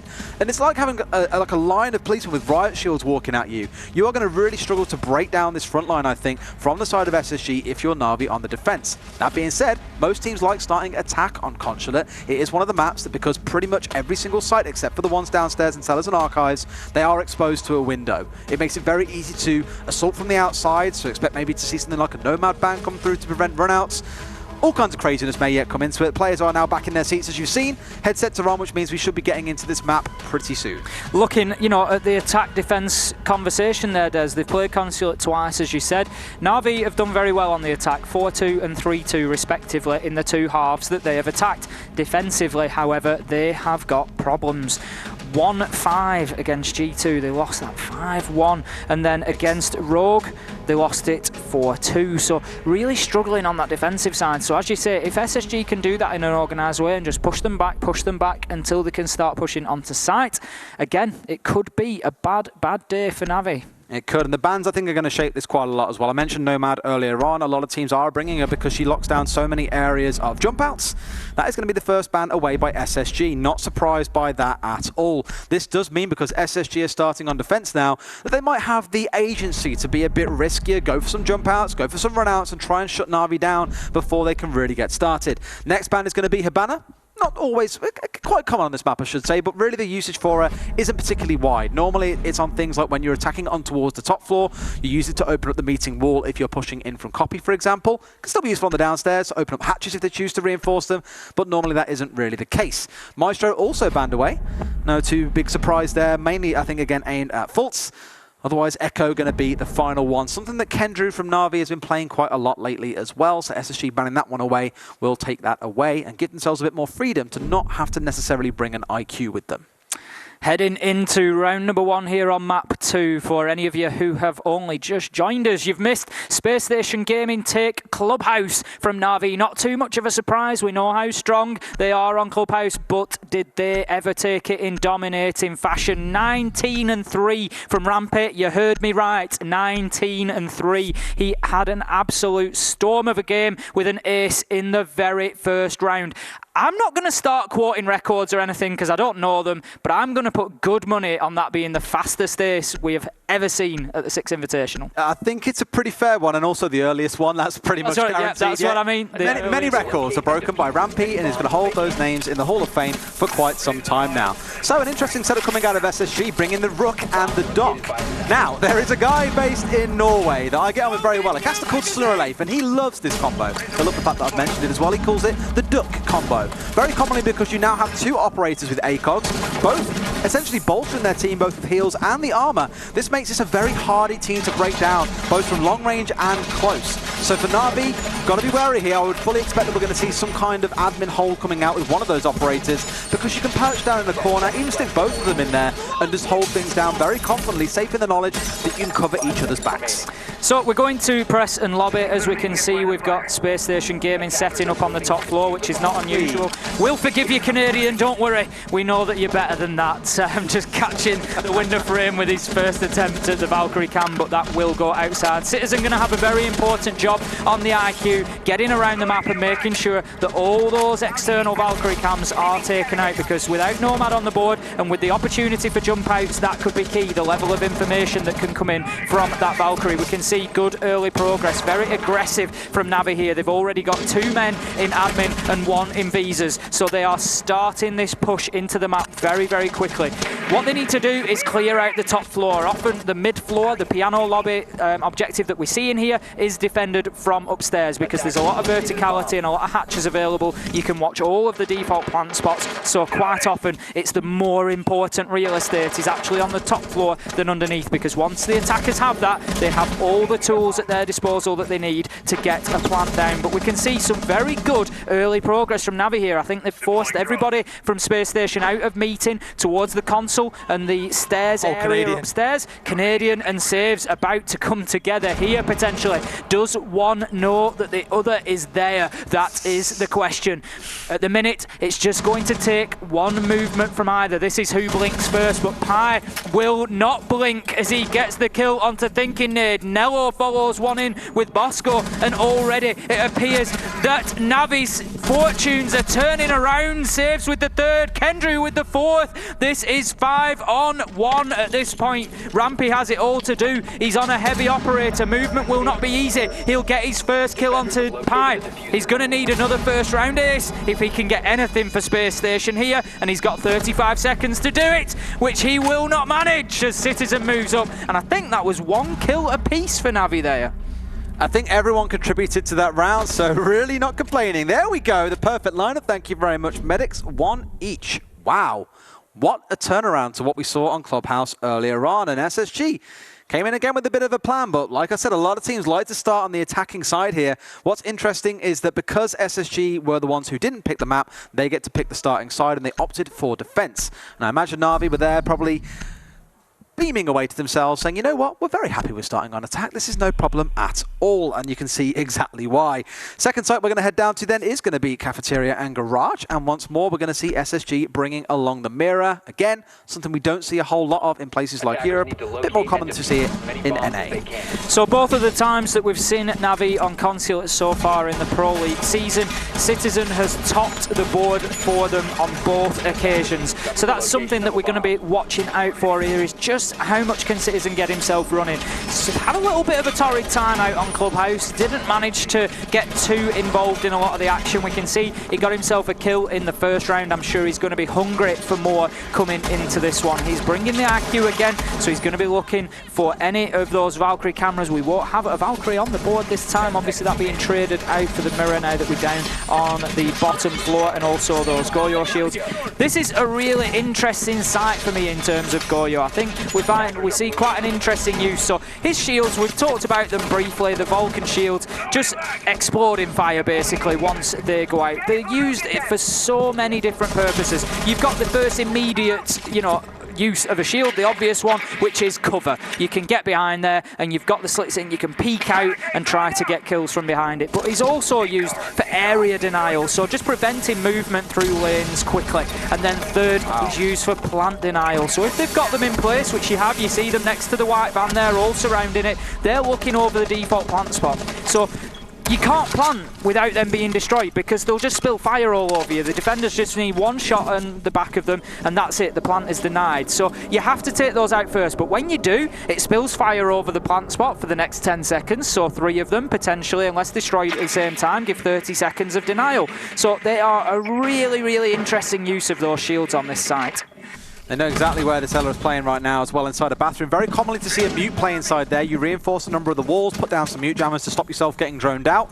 All they can then really do is be forced to charge in blind. But on that note, if they have caught a mute, look at how much utility denial we've got on the side of Na'Vi. They're not bringing just a Thatcher. They've got an IQ, they've got the Twitch. This is basically, screw your utility, it's going to die, so you may as well play further back in towards site. That's exactly what SSG have done. You can see barely anyone actually playing inside a garage itself. They're holding around in Cafe primarily. You've still got to deal with this Ela on the upstairs because otherwise there is a lot of possibility that she will deny you taking control of piano, being able to shoot out anything from above. It's just one of those things on the checklist that have to be done if you're going to successfully assault this site. Na'Vi fully aware of Rampy's position here. Drones going in. Is he going to drop back to site? No, he's just holding himself on that ledge there, making himself tricky. He knows that Na'Vi wants to clear him out. Pi is going to go in and make the attempt here. He's just wary of that shield. The shield is well placed because he will have to go through an animation to leap over it, and that will leave him exposed. Canadian with a great C4 toss there, taking Nello off the board. So that will be the Thatcher lost at this point. And we still have Rampy in position. And if he is not cleared out, things could get dangerous because any plant spot can be defended from the top floor here. It's been a bit of a stalemate for the last minute and a half or so. This wall was open at 2.5 minutes, but 2 minutes later, it's still going on. It's going to be Rampy finding Pi and getting out of there, but Citizen is there to get the late trade back. So, 1 apiece now, 2 down for Na'Vi. Make that a 3rd now because now it's down to 3 and 3. They can try and stick out a plant here as well, but have got to get inside. They've still got to deal with Bosco on this smoke as well. Try to go forward as well. Citizen finds one on towards Bosco. No plant yet coming through. Finally, Kendrick's going to try and stick this one out. I don't know if SSG are aware right now. Fultz finds one for himself, and they've still got to try and contest this. It's not going to happen. The diffuser is down, and that 45-second timer begins now. And this is one of the hardest retakes in Siege for the defenders, and you see exactly why as Kendrew comes in with a quick double kill, and that will be another round going in favour of Na'Vi. Once the diffuser is down in garage, oh boy, is it tough to clear out for the defenders. It is so difficult because of the long angles that can be held from outside. There's no need for the defenders to stay, sorry, for the attackers to stay in sight. They just retire and let the ACOGs do the work. One of the big ones there as well was, although they knew the Ela was playing inside a bathroom, they didn't really bother. Basically, they said, forget about it, let's get the shotgun out and start ripping up this floor inside antechamber so we can look down in towards the site. That forced members of SSG to have to back away out of sight so they couldn't watch this angle that watched behind the white van. That meant the whole thing was clear, and as you saw, that's exactly where Kendry went in for the plant. And by the time they actually felt it was safe to get back in that position to watch behind white van, it didn't matter. Kendry was there with his gun watching, he got that one easy kill, turned around with the pistol and found the second. Round done and dusted. So Na'Vi basically showing their map knowledge here as well and tearing everything apart and making SSG squirm in the angles they were sat in. They really did. I think a big key for SSG coming back to this site is going to be denying access to that plant spot as much as they can. As you say, they were able to open the wall, they were able to clear the Goyors with plenty of time in hand. Citizen just dominated the yellow stairs area, got a couple of kills which allowed Kendrew to get that plant down. So ultimately, I think SSG need to do a little bit more to disrupt that garage door push. You know, maybe hold a little bit more possession of piano, open the holes up to allow them to shoot down onto that, and just maybe put a bit more attention upstairs. It's absolutely that. And again, bringing the mirror in here, I expect we're going to see a very similar setup coming through. Nothing really massive should change for them. On the other side, say, is what he's doing here, rather than bringing the Twitch though, is opting to bring the Ash instead. gives them even more soft destruction. They know that if we're going back to this site, it's going to be very useful to have. Now, last time it was 2 minutes 33, we saw the walls getting opened up. It's going to be the same story once again. SSG basically saying, we don't care about the wall. You guys are bringing enough in the Thatcher, and as we saw earlier on, bringing the Twitch, for example, that we just know it's not worth even committing utility to it. So just bailing on that altogether and saying, have the wall. Our focus is on holding further back and making use of these mirror windows to keep you guys at bay. That's the thing, it's not necessarily about keeping the wall closed, it's about preventing access to the plant spot. So that can be done in a number of ways. I don't think trying to hold it as they are at the minute is overly successful generally, because there's a lot of obstacles in your way to being able to get a shot onto a planter. Whereas if you've got a man upstairs in piano, for example, with holes in the floor, you've got a direct shot downstairs. Yes, you have to expend some utility to keep him alive and to keep him active in there, and you are going to be challenged. But, you know, that's just the beauty of Siege. It's, you know, it's 4D chess essentially. That missing goes through the floor. It's riposte and counter riposte. So at this minute in time, I think if Navi can get this control of Bathroom, clear Rampy out again, I think this is going to be a Navi round. It can do, but again, it's down to SSG to change things up here as well and win this defensive round. Yes, it's a attacker-sided map, as some like to say. It's one of the definitely the stronger attacker-friendly maps. But it's trying to slow things down, and Rampy did a great job. Not Rampy so much last time, man. I think it was Bosco, wasn't it, last time who did the work? Yes. That wasn't Bosco, was it? I forget. Someone was playing the Ella, and they did a lot of work on it. Rampy was Ella up in Bathroom. It was, sorry, yeah. I'm just having to look at the list we've got now. The history. Well, there's a kill coming through onto Citizen. Again, one of the big fraggers down, and the utility of that IQ being taken out. That would have been useful for the cameras, but I imagine by now, 2 minutes in, most of them already would have been discovered. Kendrew is on a bit of a tear so far, gets himself a kill in this round as well. So that now leaves us 4 versus 4, 54 seconds, so plenty of time available. And we can see Kendrew, as I suggested, moving in and looking to get that plant down at this point, possibly just trying to bait out some utility. We can see there Bosco deploying the smoke grenade, but that's another interesting point. How long did that take to happen? And this is what I'm talking about by defending from the back of sight, but thinking they're defending those yellow stairs much better than they did last time. Citizen was allowed to dominate there, but now Citizen and Pi have both tried and both lost their life to it, and that is an area that you can directly defend the plant spots from, so they need to be moving Thinking Nade away, not allowing him to play there. We can see Nello on the yellow stairs now. He is going to be challenged. Thinking Nade in with 1, nearly gets 2. Kendrew and Saves will get themselves kills. Bosco will finish Nello off, so that now leaves us in a 2 versus 2. Diffuser going down at this point. Oh my God. And it will be successful. Rampy gets one onto Kendrew. We've got a diffuser down and it is being protected upstairs by Saves, but he can't get an angle. Oh. He's not going to be able to do a thing as Rampy gets the kill. The diffuser will be disabled. Touch and go, but much better from Space Station. Garage basically turns into no man's land in sites like these, where neither team really has control of it, but as soon as you step in there, you know you are getting shot at from some angle. The plant spot wasn't ideal there, and ultimately, that's not a criticism. You get into sight, sometimes you've just got to get that diffuser down where it needs to go down. But it just, because it was so tight up against that wall, there's a pillar in the way. If you're going to try and defend that from upstairs, that's exactly the problem you're going to have. Saves didn't have an angle onto it. He had no option to open the floor up quickly enough, lost his life to Rampy, and that was the game at that point. Had it been sort of the diffuser planted closer to the garage door, you've got a lot more flexibility to defend it from upstairs then. To give it to Kendrew, though, it did protect him when you saw, yes. As we saw the smoke, Bosco rotate out from playing inside of the room, down the corridor, up towards pipes. It didn't matter because he couldn't see him behind that pillar, so it did mean the plant got down. It was just unfortunate, like you say, that from above there wasn't really the right angle set up for them to be able to assault when someone did try and go for the diffuse. It was completely necessary, as I say. Absolutely not a criticism. It allowed him to get the plant down and gave them the opportunity to defend it. But ultimately, when Kendrew lost his life and Saves was then the last man alive upstairs, it was always going to be a huge ask from there. For me, the difference maker there was Thinking Nade on yellow stairs, getting in there and just really dominating that area. Got himself 2 kills and a down there. We saw how important that area was last time. Citizen gained control of it and was able to just take pot shots through to cafeteria, through to the mirror window, got himself further kills and didn't allow any denial onto the plant spot. So Citizen unable to do that round, and SSG more successful. SSG on one of my favourite sites in the game at the moment as well. Tellers and Archives on Consulate has been rising in popularity after a couple of years of no team ever touching it with a barge pole. Now everyone's starting to play it out quite a lot. We've seen teams really struggle to attack onto it, to be fair, especially when operators like Maestro are present. But look at the lineup from SSG.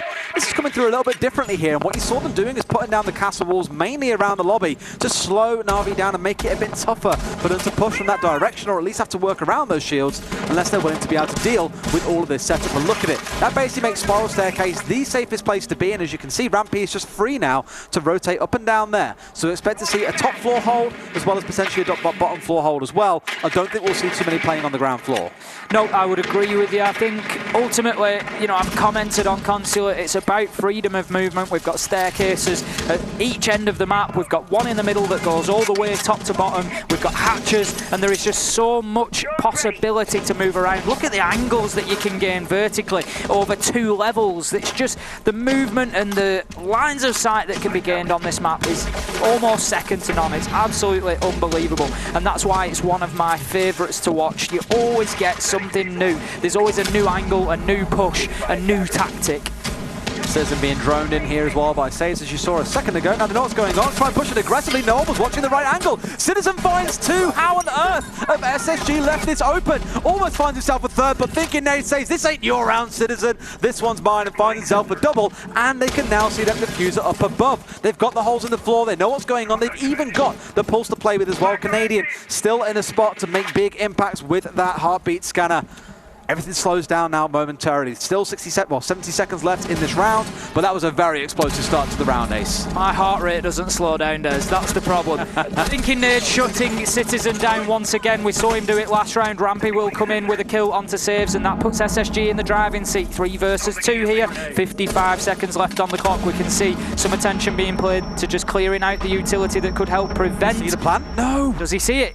It looks like Pi will be successful. The diffuser does not go down as a crucial kill comes in from Canadian and leaves us now in a 1 versus 3 situation. Nello does have the diffuser in hand, has no choice but to try and plant. Rampy has it watched from above, and that's exactly what I was saying earlier in the round about Consulate. Movement and angles are just absolutely free on Consulate, and we've seen a diffuser denied from 2 different vertical angles there. The biggest mistake Na'Vi made there was conceding control of top floor. We saw Rampy get the flank upstairs, that was at Visa stairs, find himself a kill, and suddenly there was no one left on the top floor. You didn't really have the time to then circle back and clear that out because the rotation up Spiral wasn't clear. You knew someone had just taken control of Visa stairs. Where are you meant to push? You can't rotate all the way through to yellow without going back outside the map. There simply isn't time for that. So SSG had control of the bottom floor, down in basement. They had control of the second floor with Rampy.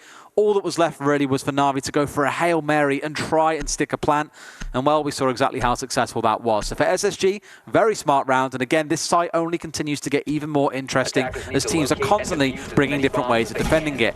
Now we go to one of the maps I think Na'Vi actually will be quite strong on here, going upstairs into Meeting and Console. The reason why they're so good on this I think, is because a lot of it is very externally facing. I mentioned earlier on, this is one of those maps where a couple of the sites have a lot of external facing windows.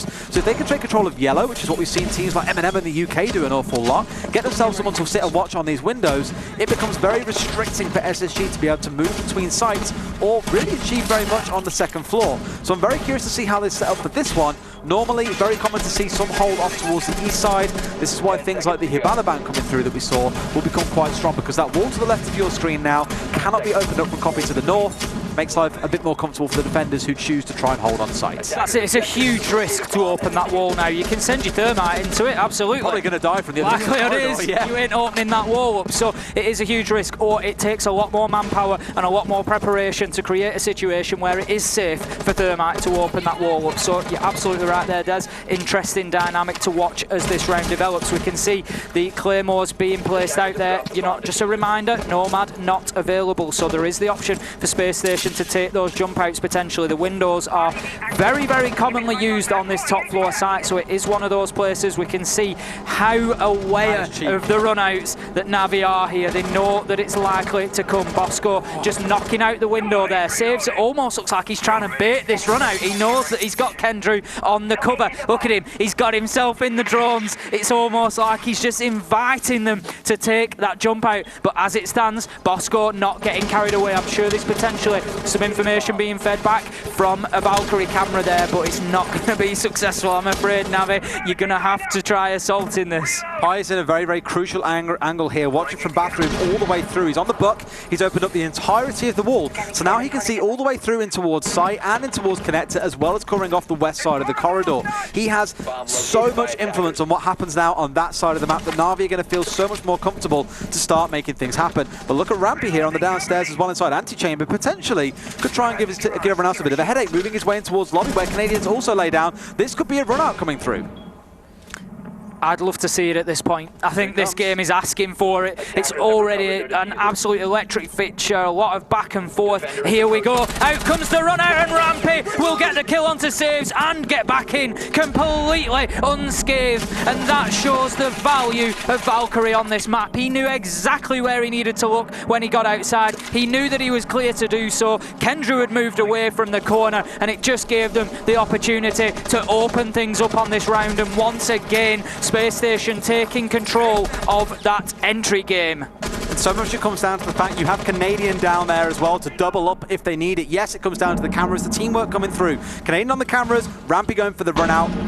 Beautiful, exactly what you wanted to see. Now let's see if they can convert this into a round win, mind you. We're down to 35 seconds left, and Na'Vi have got themselves inside of sight. Even so much so that a plant is now coming down from Kendrew. C4 in totally the wrong place from Rampy. The intel isn't there. They've used both C4s and missed everything, but still it's Rampy with a double killer. 4 versus 3, and 40 seconds on that diffuser timer. Smart move from Na'Vi there, planting in an off spot. We could see all the utility as SSG were blind, just being thrown towards the default spot. Nello with an important kill there, and a second. Nello going big on this round with a triple, making a quad. Could it be an ace? No. Bosco will shut that down with a knife kill, but he is still 1 versus 2 and only 15 seconds to do something about this. He may have to just go for a jump out, but Kendrew will finish things off from the little closet there, and that will be round to Na'Vi, and this one is back and forth, 3 apiece. Woo! It's been a tight half so far, but going into this round number 6 for Na'Vi again, you probably want to turn this into a 4-2 on the attacking side. That will give you so much confidence going into the second side of things. But at 3-3, I think SSG will be pretty happy knowing that again, on a relatively attacker-sided map, they've come out at 3-3, and it was a map that they did not pick. Let's not forget, if it goes through to map number 3, that's when things get real spicy. And they will be fully aware coming into it that Na'Vi have not been as successful on the defence of Consulate lately. They will know that if they can get in here 3-all, Na'Vi are there for the taking when they get onto defence, and it's going to be interesting to see exactly what Na'Vi can change up. What can they do differently? As I commented, that G2 game, they got absolutely dominated from the attack. 5-1 they lost that opening defensive phase, so they're going to have to do something different. That was only a couple of weeks ago.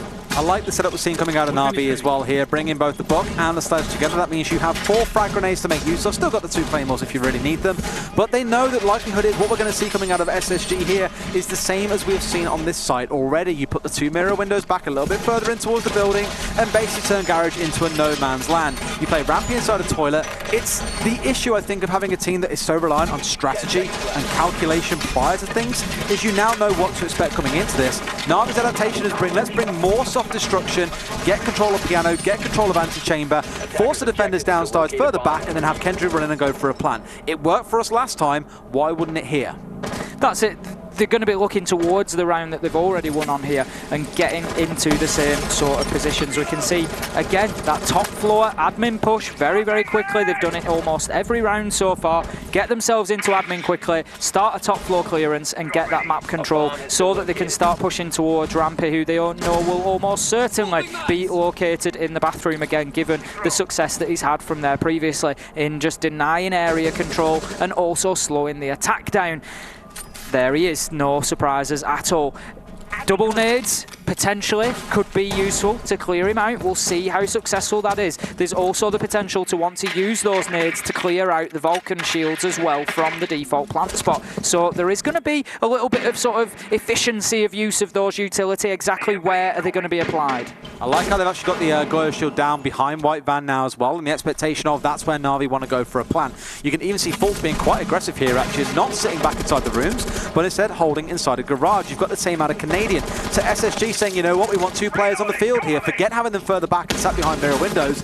let's play this a little bit safer here as well and try and actually prevent them getting inside a garage in the first place. As I say, I think it's quite difficult if you're playing in behind those mirror windows to have a relatively impactful option to get rid of a default plant. We've got Rampy there getting the kill onto Pi, so that leaves us 5 versus 4 in the entry. Once again, going in favour of SSG here and proving very, very important as this game goes on. We can see now, again, just unsure in that mid-floor as to where everybody is located. And how about that for a C4 toss from Fultz? Out through the thermite breach as he's placing the second charge, and Kendrew, good night. And they still can't get rid of Rampy. And let's not forget how that one works out much better from Saves. Let's not forget how quickly they got the garage wall open last time round. 30 seconds in, pretty much both were opened up. We were 1:15 left on the clock, so 1:45 into the round, and they were only just getting it open. And this time round, they can't get both open. They might have brought all of this soft breach to really make this tough, but they don't care at this point. They're saying, you know what? We're stuck. We haven't got full control of garage. We can't push in and plant from there. That means we now have to take control of piano and try and make something work from here. It's Saves with the diffuser. They are in such a pinch right now with 30 seconds remaining, and Thinking Name makes it even harder with another kill onto Citizen. Now 4 versus 2.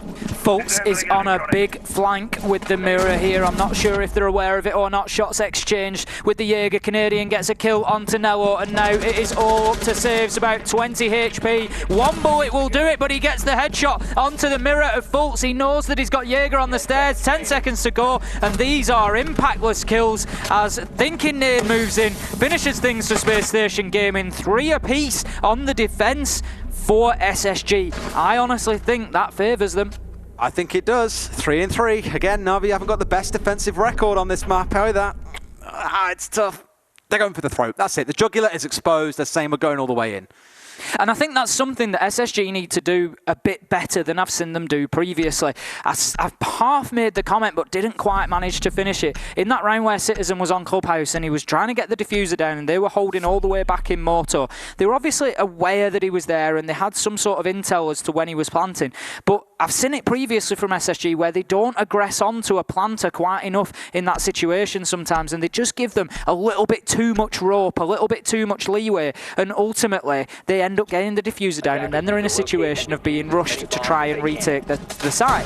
So I think just having that aggression, you know, it mirrors in a map, in a round, just in the last 30, 40 seconds to have that aggression and think, we're in the driving seat here, we've got the man advantage, we've got the score advantage, we can go in and get this win, is something that, you know, SSG could potentially improve on a little bit. And I think we're going to see that today because they certainly showed it on Clubhouse. Absolutely. And to give you kind of nice highlight, thanks to CGG, of course, for providing us some brilliant stats throughout the whole of the Six Invitational. Pi has not been having the best of games so far. He's not, and it was somebody... 4 and 15 on kills. It was somebody that I wanted to mention at the beginning. I did mention about how he is new in the team and, you know, he is a stand-in, but what we've tend to see is when Pi plays well, Navi play well. If Pi has a rough game, Navi tend to have a rough game. And so it's quite interesting to see that he's down at the bottom of the stats there so far. By absolute contrast, I've got to give a huge shout to Rampy. It's about the 4th time I've done it. So far, 29 and 7 over the 2 maps so far. That is absolutely unbelievable. Over a 2.0 rating. We mentioned it back at the start around how important opening kills and opening deaths would be. He's 5 and 1 right now. Like, he's getting in and making such an impact. And to give the same to Fultz as well, he's 4 and 1. It's just working absolute wonders for them, and you can see how much the prep work they've been doing. And like I was saying yesterday, when it comes to best of 3 on land, we shine. That's exactly what they're doing today. Back to the round at hand then, we can see the top floor defense coming out. We've got a clash on the board coming in from Pi, so that might just help him slow down the deaths that he's been taking, and it's going to give a lot of intel back to his team. We can see he's playing in and around that yellow stairs area, just trying to slow down any potential push from there. We've got Saves on the Goyo playing underneath. I believe he's got a nitro in hand and will be able to potentially deny any default plants there. He's got the floor open, so Saves is definitely something that needs to be dealt with here, and I don't see SSG at this point in time paying too much attention to him. Still got 2 C4s left on the side of Na'Vi, and Rampy still with those 2 frag grenades to make use of as well. You can see Bosco's drone being positioned where it is, gives them full visibility on exactly what Saves is doing down there inside of Piano, and things have really kind of drawn to a halt between both sides right now. Na'Vi, with this clash, do basically make Yellow Stairs the worst place to be right now, because you will be stunned and slowed. You can't easily kill him unless you've got some brilliant grenade stacks to come through. So they're doing a good job of stalling things out. 60 seconds remain on the clock right now, and here comes the jump out as well, trying to see what they can find. Runs around and finds one, but now needs to get himself back inside the building. Lobby going to be the place to go. Kendrew is on that run. Diffuser down as well, that's huge. It's going to take 20 seconds possibly for anybody from Space Station to get themselves out there, get down, collect it and come back. So that is big. Nello getting himself a kill as well. So that now leaves us in a 4 versus 2 at this point as Saves gets the kill onto Fultz. We can see Navi playing very, very confidently here. Runouts all over the place, thinking Nade will shut Nello down on that one. And it might just make them think twice. We can see the Logic Bomb call coming in from Dorkaby. On your left there, a really nice feature of the UI will show how long that call is active for, and I think also how long it takes to regenerate. They've now got all the cameras as well, so this might actually be some very crucial intel to them. Not that it matters, because Bosco's going to walk straight into the end of Saves' barrel, and that leaves Thinking Nade all by himself. Still has a call left, but with 15 seconds remaining, there's not much point. Gets himself taken down, and Saves will take that one away. The first defensive round for Na'Vi. Great first defensive round there, a nice mixture of having Pi in place, sort of turtle defense on site there, but then Kendrew taking the opportunity to hit the run out, and just that level of aggression from Kendrew and Nello, even though they lost one of them to it, it doesn't matter, because what they've done now is they've put a little worm in the brain of Space Station, and they know that runouts are coming, and they know that they're going to have to be careful and to think about that, and it's going to leak into their operator choices. They'll bring people with claymores that they might not have brought otherwise. It's going to leak into their drone placements. They're going to have to leave drones outside to watch for jump outs potentially, and all these things that are going to impact on what they can do inside the map. Interesting setup coming through here as well. Very intel heavy setup coming out of Na'Vi. The Valkyrie on side, the Legion. Legion, one of those operators that we've discussed a lot, I'd like to say, on cast.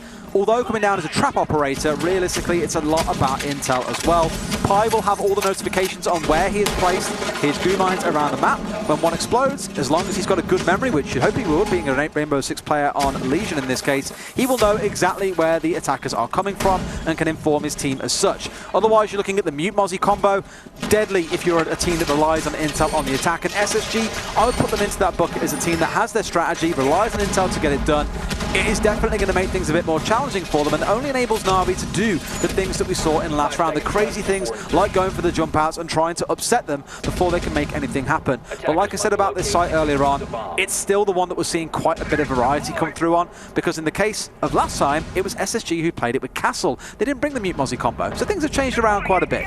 All 10 drones still available to Space Station. They haven't lost any during the preparation phase there. Potentially some of that will be down to the denial of Mute and Mozzie. You get the warnings as you're approaching areas that there is a Mozzie pest there or that there is a Mute jammer, so they'll be very careful and they'll just move away from those areas and they'll keep the drones alive. But as you say, Des, it just creates a situation where you've got these blackout zones where you can't get any information, so then Space Station have to face check everything. They have to venture into the unknown, and it just makes it all the more dangerous. You're then reliant on that skill, but I would throw Rampy into the mix there, and the level of skill, and particularly gun skill, that we've seen from him so far today, he's not going to be scared about going in there and needing to hit a flick shot onto somebody, because he is going absolutely insane at this point. It's now the fact that SSG have got to waste a bit of time in clearing out where everyone else is set up, and there are a couple playing on the top floor right now looking to hold them at bay for a short while. We're already 60 seconds in. Really, that is where the focus is still going. We saw a bit of work coming through from Garage, just to start clearing out the barricades down there, start worming their way across towards looking at cellars and archives. Interestingly, we knew that for SSG last time around, the control of the top floor and the basement was what won them the round. I imagine on the attack here, they're going to know the importance of shutting that down early. shutting it down early, but saves will shut Rampy down early with a headshot there, taking the buck off the board. So that's potentially going to be some utility lost in the form of nades as well. Fultz will trade that one back out, albeit a little late. It leaves us 4 versus 4 now. We can see Bosco not confident about getting himself inside of admin there, and quite right, as Kendrew is holding things from the corner. Can be a difficult spot to root people out of. Nello with a kill onto Canadian there. I'm always a bit of an advocate of playing somebody inside admin. It is a tough place to defend and you can lose your life easily, but by having boots on the ground in there, it really does slow things down. Fultz will eventually clear Kendrew out, but with only 45 seconds left on the clock, thinking nade with one onto Pi. His game does not improve just yet. We are 2 versus 3 at this point in favour of Space Station. 30 seconds to go. Time could play a factor. Admin always comes down to being that no man's land, I think, where every manner of utility and bullet is thrown in at anyone who dares enter. But as it stands right now, Nello is holding in quite merrily. Doesn't have the C4 on side, but with 20 seconds remaining, I don't think it's all that important at this point. He's watching that rotation off towards Visa Stairs to make it tough for anything to happen. Whiffs the shot zone, doesn't find it. Now he's getting surrounded by 3 as Fultz makes it a triple kill for this round. It's all down to Citizen pushing in down Visa Stairs. Can he find the angle? Gets one inside of Visa. Can he find the second before that he gets found on this one as well? Goes for the spray, shuts it down and doesn't die. Citizen clutches the round out for Na'Vi and they find themselves with a second defensive round. Unbelievable plays from Citizen in the absolute nick of time. Stops that diffuser being successfully planted and wins things out for his team. And that is what Navi need right now. They need their talisman player stepping up, winning the rounds and getting the kills. And that is exactly what Citizen has done for him there. What a round from him to finish things off. He was low HP as well. It would have only taken one shot. It was a risk to challenge at that point, but he knew that diffuser was going down and it left him with absolutely no option at all. 5-3 now. Navi doing better on defense than maybe expected. SSG are going to have to change something up. I understood the idea there in terms of where they were trying to plant, but you are planting on an elevated surface, meaning you are exposed to both of those windows. And the only thing you really had covering you inside of Visa itself was the one player stood towards the north who, you know, you'll probably give Citizen a fair chance to be able to win when it comes down to that gunfight. Win it he did. The other one was watching towards lobby. No time to rotate. For Citizen to sweep by those windows and find the head of the planter was all too easy. So he lost that one earlier on Clubhouse. Here on Consulate, it's his domain. That puts him at 1-on-1 on 10 clutches. It certainly does. So 5-3 now coming into round number 9. Navi in the driving seat here, looking to take this all the way to the 3rd map. Would we have wanted anything less for the opener to the Six Invitational 2020? Des, so far we've had an absolutely fantastic game. I, like you at home, I'm sure, I'm absolutely on the edge of my seat here. It really is difficult to predict. And let's not forget, if this goes to a 3rd map, we're going to border. And that is anybody's. It's going to be a roll of the dice. That's like stepping into the old ruins or something like that, where everyone has played it 10,000 times. Most teams probably, with the Gandalf meme, I have no memory of this place. It's been a long time since we've seen Border played at big international competition as well, that I think seeing it played by these two teams with how things have been going down so far, it is impossible to put a prediction on who would walk away with that one. With these two, you would generally favour the teams that have picked them, and that's the way things are panning out so far. Fun fact for you, this is panning out exactly the same way as what we saw on the last map. First 2 rounds are won by the visitor to the map, then everything else gets crushed over by the other side. Na'Vi now 2-0 so far on this half on the side of things. If this carries on, it's going to end pretty much identically to how Clubhouse ended. And although it looks like SSG have been the team in the lead so far, the ones who look more sure of themselves, it's rounds like the last one that Na'Vi find themselves just pulling ahead in those very narrow situations. So we can see the top floor clearance coming out here from Space Station. We've got Kendrew and Pi playing up on top floor. Kendrew looking to get aggressive. If only he'd have looked a little bit further, he might well have just caught out Rampy in the copy room there. We can see pressure being applied from that skylight before Fultz moves away. It's going to force Kendrew just away from where he was looking to play upstairs. But with a minute and a half gone, this isn't bad so far. We can see that Space Station have got good control over admin and copy, but they're not really putting too much pressure onto the top floor game of Navi so far. There's the C4 coming out as well. I think Pi was expecting a jump in to come a little bit sooner.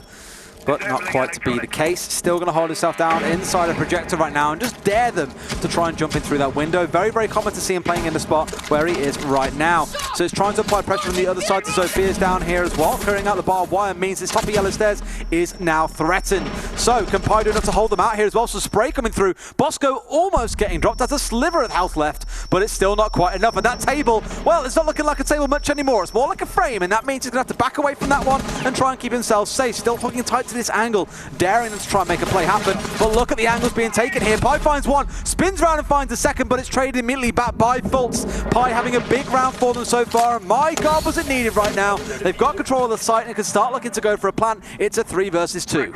Great plays from Pi, but it might just not have wasted quite enough time. 3 versus 2 as it stands. Citizen and Saves with it all to do. We can see Citizen all the way downstairs there, looking to play vertically up through those hatches. Saves will get a view on to Fultz on the spiral staircase, but won't do any damage. Thinking Nade is getting the default spot plant down, and that will be successful. So now it is all to do. Fultz with a kill onto Citizen. Rampy onto Saves. Round SSG. Very well played. I don't think the communication was there from Na'Vi to let them know that had come through. It came down with the plant in the back corner. Slightly unconventional spot. Normally you would look to play at the south of lobby, so you have the angles from outside to cover it. Didn't really have the opportunity there. Didn't want to be too predictable. Worked out wonderfully for them. And although Thinking Nade was kind of penned in there, being pincered from both sides, the support from the rest of his team came through. Some beautiful play coming out to give them that 4th round. So they are chasing after Na'Vi here and saying, this map isn't done just yet. We're still clutching at you and trying to pull you down here with us. It could end 5-5, and that will definitely potentially throw us in towards something like overtime. Definitely potentially.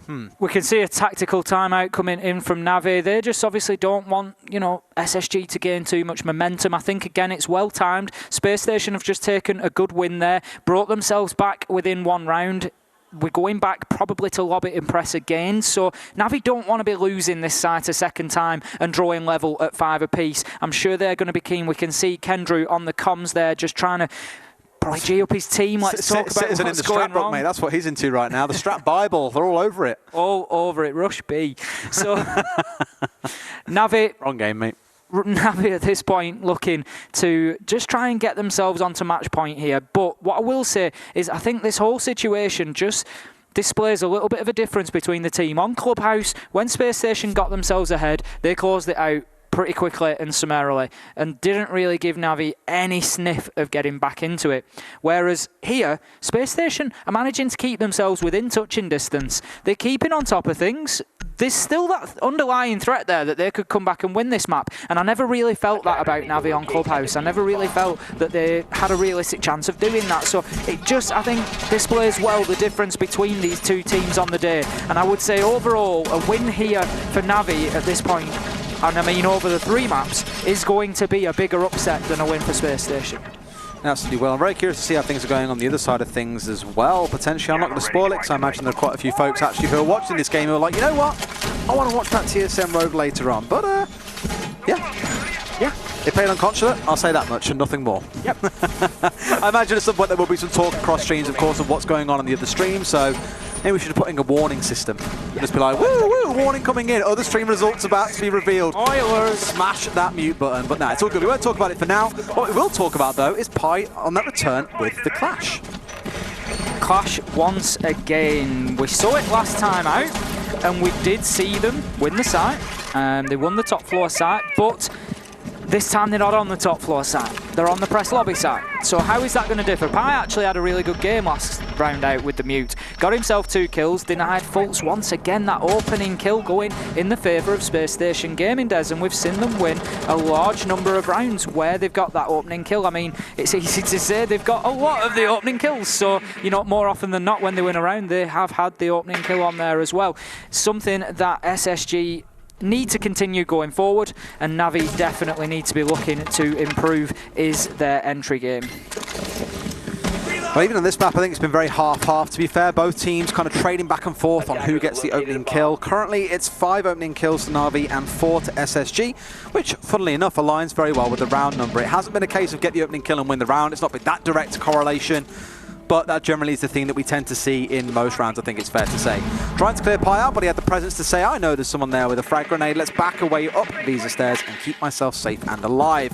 A minute 15 in, and not a whole lot has been done by either side just yet, except for saves going down. More posturing, should we say, for SSG as they set up below here to start threatening anyone who's going to be playing on site.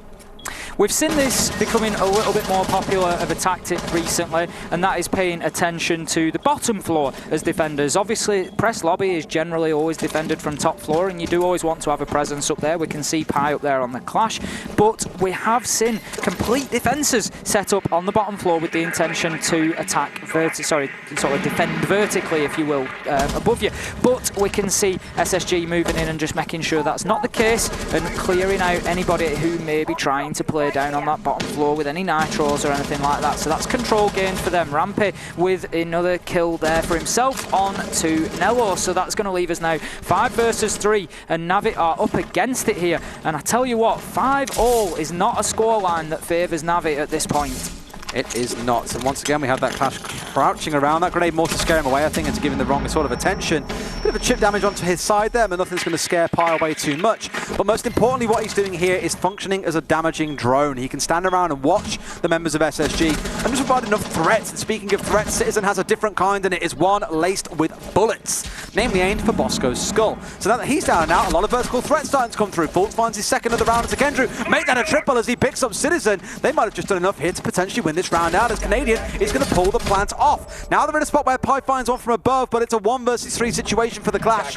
And well, if it was a 1 versus 1, I'd favour him. In a 1 versus 3, I'm not so sure. 1v3 Clash is not the operator you want. Limited to the SMG, the kill will ultimately come out. You've got that animation to get your shield away, get the gun out, and it just really is not the operator to have in that situation. We can see the importance of top floor control there, just nicely demonstrated by Spacestation. For anybody new watching who doesn't know why we go on about that top floor for press lobby so much, that's why. Once you've got that diffuser down, it can be used in the first place to assist in getting it down, but you can watch angles like that all day long and really prevent anybody being able to get into a retake situation on the site. We can see Rampy 15 and 6. That's following on from the 19 kills last map, so 34 kills so far.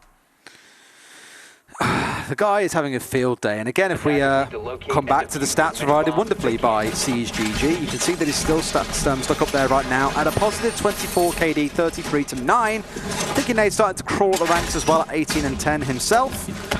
Pi still sinking a bit further down at 6 and 17. Again, hasn't been the finest match for him so far, but what's very crucial to remember once again is that in these 4 groups we have, they are all double elimination. If you lose your first best of 3, it's not the end of the tournament for you. There is still a chance in the lower bracket against the team that loses the other fixture. And right now, both streams are covering Group B. There is Rogue versus TSM taking place on the second stream. The winner of this game and that game will face each other next tomorrow.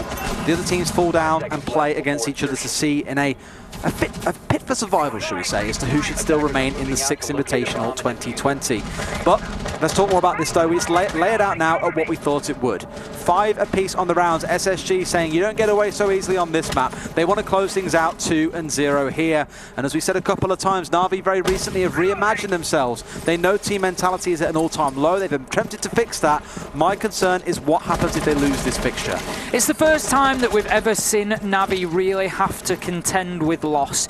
Their rise was meteoric. Absolutely. They came through the UK Definitely. Premiership, Challenger League into Pro League, won the Pro League finals in their first year. We have not seen them suffer any great losses. They've had setbacks along the way where maybe they didn't win the Premiership, Team Secret beat them, but ultimately, especially when they've got to the top level, this is the first time that they've come up against serious adversity in the sense that they are struggling for wins, they are struggling for performances. So as you say, this is the first time we've seen them go through that process of sort of reimagining themselves. How do they change things up? How do they do things differently? And so far, it's seeming tough. They're doing better than we've seen them playing. I think today they are playing better than we've seen them playing in Pro League so far. They are definitely threatening that they can win this match here on Consulate at least and get us on to border. But top floor, the pressure is mounting already. We're less than halfway through the round. We saw this site defended back in round number 7, and Navi did win, but they got successful on a couple of jump outs and aggressive plays.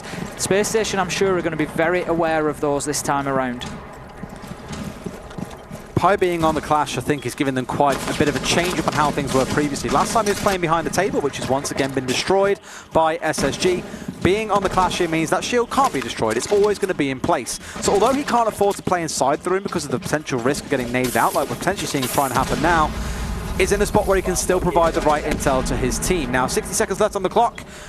Basically, the entire east side of the map is now in SSG's control. They've cleared out a lot of the utility, and now it's trying to deal with everything else that's going on. You heard that EMP grenade get taken out there on the other side, sorry, by the ADS, and now we're going to start seeing a double C4 come through. Nello finds Canadian and Thinking Nade, and SSG's assault has been ground to a halt. Rampy finds one. He's in a 1 versus 3. It's the guy you would want in this kind of situation to turn it around. Watch it towards Spiral. Not that it matters because Nello is there with a beautiful rotate up after getting that double C4 kill. 3 kills for him in that round, and Na'Vi put themselves at match point. Perfectly timed double nitro kill for Nello there, exactly what Na'Vi needed. I thought SSG were just gaining some good map control there and looking to push onto site, and they were in good position, but Na'Vi had that well in hand with Nello underneath, ready to close them down, and close them down he did.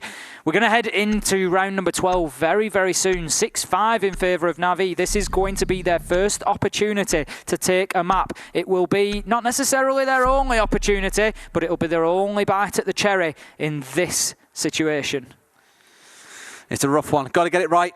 Archives and Tellers, again, one of those sites we're seeing a lot of teams experiment with. Na'Vi going for the Castle-less variant, but instead opting to bring Mute and Mozzie. Exactly the same setup as last time with the Valkyrie on side as well. So no net change for them really expected. If we'll recall, it was down to Citizen with a huge clutch coming down Visa stairs, finding a kill onto the planter from those windows on your stream right now. This is what we're riding on. Something better than last time, because I don't think you can always rely on one of your players to pull off a 1 versus 3 clutch like that. It's got to be by a much wider margin than that, I'm afraid, boys, if you want to take this round away and see ourselves going through to that third and final map in this series. And even then, you know, I'm not taking anything away from the clutch, but it was reasonably fortunate. The clock came down and saved Citizen at that point. He was still 1 versus 1. He'd made a challenge onto the diffuser, so he wasn't really in a position to challenge directly onto the door where the killing shot would have come from, but he just managed to get himself out of the line of fire. But as you say, Des, quite rightly, you can't rely on those situations round after round, and Space Station attacked this site so well last time that it is going to make it difficult. If they do the same thing again here, I think this round is theirs. Last time round, they sent one in towards basement, took control of that, got rid of the barricades, and started forcing their way in towards having the ground floor. What are they doing this time? Very similar, but they are committing more men. They have stormed 4, if not 5 of them, all on towards this ground floor together and started their drone play from there. In fact, what they've now done is rotated everyone straight back out because they saw how little the opposition was coming from Na'Vi, and they're saying, you know what, it's fine. In fact, they're coming back. Are they going? Flip-flopping a little bit, but got enough time. We're only 45 seconds in.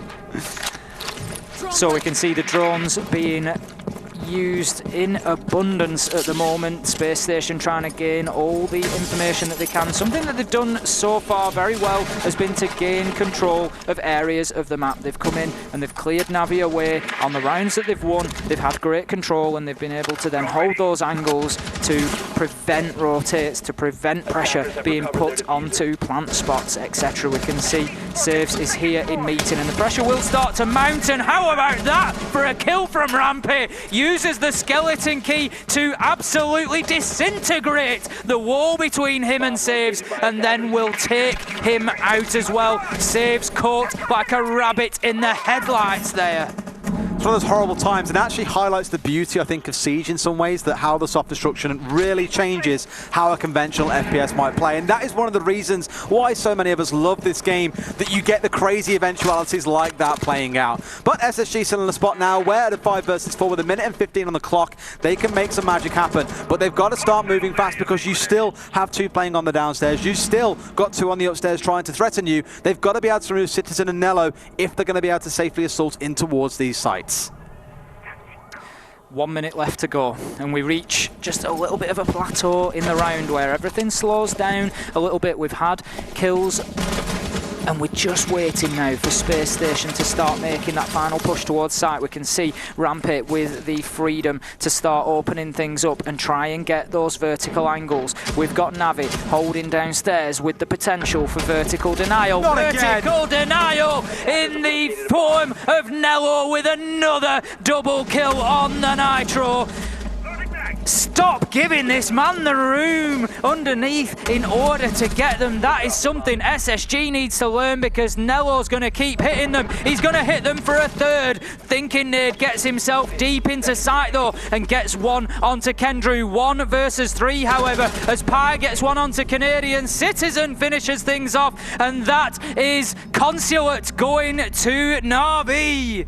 All the way through to the 3rd map. I think it's fair to say that's what we expected coming into this series. They would take their own maps. We've seen it flip-flop sometimes where teams take each other's maps because of the side you start on, but this has played out exactly as expected. That means Border will be the decider. Wow. Wow. Wow is all I can say. And look at Nello stepping up as well as a support player for the boys. Everyone's starting to pull their weight a little bit more, it feels like, for Na'Vi in that map, even with Rampy popping off and going 17 and 8. Yep, you can see it there, 13 and then 999. So you've got three of the Na'Vi players in there just really starting to put themselves into the mix in terms of kills on the leaderboard. I think that was something that they struggled for on Clubhouse. There was just a few too many of them in the sort of low single digits there. So that's been a much better map from them. They need to take some confidence from that, but the one thing that I will say is mentally, I don't think that hurts Space Station too much. They've just taken Navi all the way on their map choice after a very good win on Clubhouse. So personally, I think the confidence is still there from them. What Navi need to do at this moment in time is they need to harness the confidence that Nello and Citizen must be playing with at the moment, and they need to translate that into Border. They can see as well that they can deal with players like Rampy, who've had another amazing map. You can see why his KD was so high back in that head-to-head graphic that we showed way back at the very start. And although I'd say this map definitely contained a few mistakes for Na'Vi, overall it was enough. It was enough to bring it back 7-5. It was enough to close things out and force it through to the 3rd. And now maybe stepping somewhat into more uncomfortable territory for both sides. Again, with it not being a map pick for either one, it was the decider that was left up. It was kind of a, well, this is the worst of the rest that we're going to be happy playing on here as well. So I'm excited to see how it plays out. If they can keep control of Rampy, he's going to get kills no matter what. As long as you make those kills unimpactful kills, I think, they might still be able to take this series. But SSG are the team that right now are looking like they've got their heads screwed on a little bit better.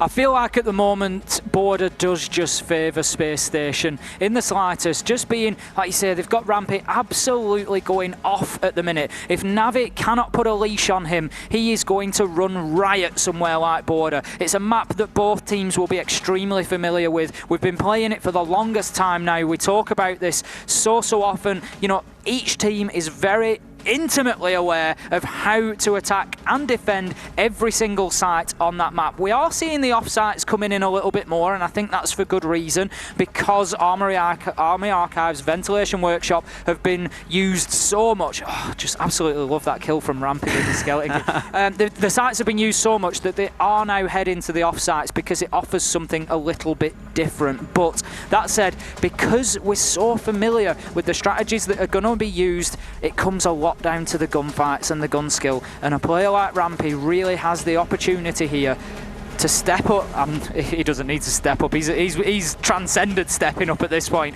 in the first 2 maps, but if he can continue that form, he could well be on for over 50 kills in 3 maps, which is unbelievable.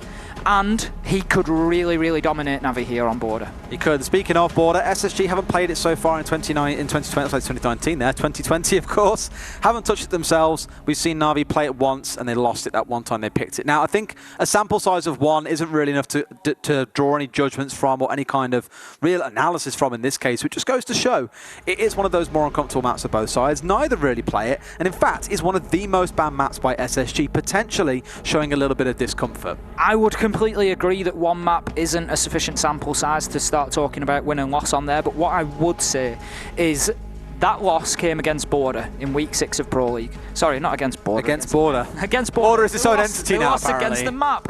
It came against Empire in week 6 of Pro League, and they lost 7-1. It was not a good day for Navi. They got absolutely run over. they sort of pushed Empire, but they could just never win those rounds. It was coming down to it looked like it would be much closer than it was, and they just ended up that they couldn't close things out. The problem that I would have is I would draw a couple of likenesses between Empire and Space Station. Both very structured, both have a plan in place and try to play to it. Both have high gun skill players such as Rampy to fall back on should the plan not quite work.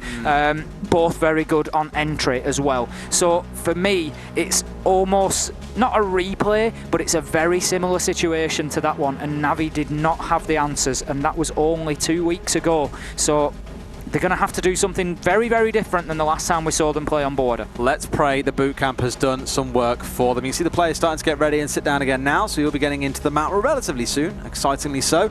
I think for SSG, this is one of those maps where teams aren't really quite sure how to describe it. Like for a while it was it's the map in the pool no one really wants to play anymore. It's become all about the frags because the strats are also similar. But what we are starting to see is a lot of teams playing very vertically. When it comes to defending the sites on the downstairs, they are growing in popularity, just like Archives and Tellers was on Consulate. We're going to see the same sort of thing here. Going to be a lot of wars going on the top floor regardless of what we look towards. I think BDS have been a big proponent of that if we look at that change coming about. BDS for me have probably been one of the first, if not the first, major team coming in there, particularly through Challenger League. They did it when we were casting them there, but also we've seen it then transfer across into the LAN events they've been to and into Pro League, and that is taking customs and supply, taking bathroom and tellers. Those are, generally speaking, BDS's first two options. Those are their primary sites, and I think other teams have seen that and they've played against it and they've thought, actually, these sites are a bit more viable than maybe we first thought. Yeah, definitely. And we are seeing it spread out a little bit, and it's not too much of a surprise. As I say, you know, the defences of Ventilation Workshop and the defences of Armoury Archive, up to a point, were very, very good. But what happens, it's inevitable, is that teams attack and attack and attack and attack it so many times that they get more and more familiar with it, and they get better at doing it, and they solve the problems that they're having, and all of a sudden they become difficult sites to defend. So now, let's look elsewhere. What can we do on the quote-unquote off-sites? Well, off-sites, speaking of which, we may yet see one picked up, but we're going into the operator ban phase here on Border. Thatcher banned away as it was earlier on Clubhouse. Namely, I think because things like trying to assault on towards the west wall, they're a bit easy when you have a Thatcher on side, namely on the Armory and Unlocker's sites, so that being taken away will help at least.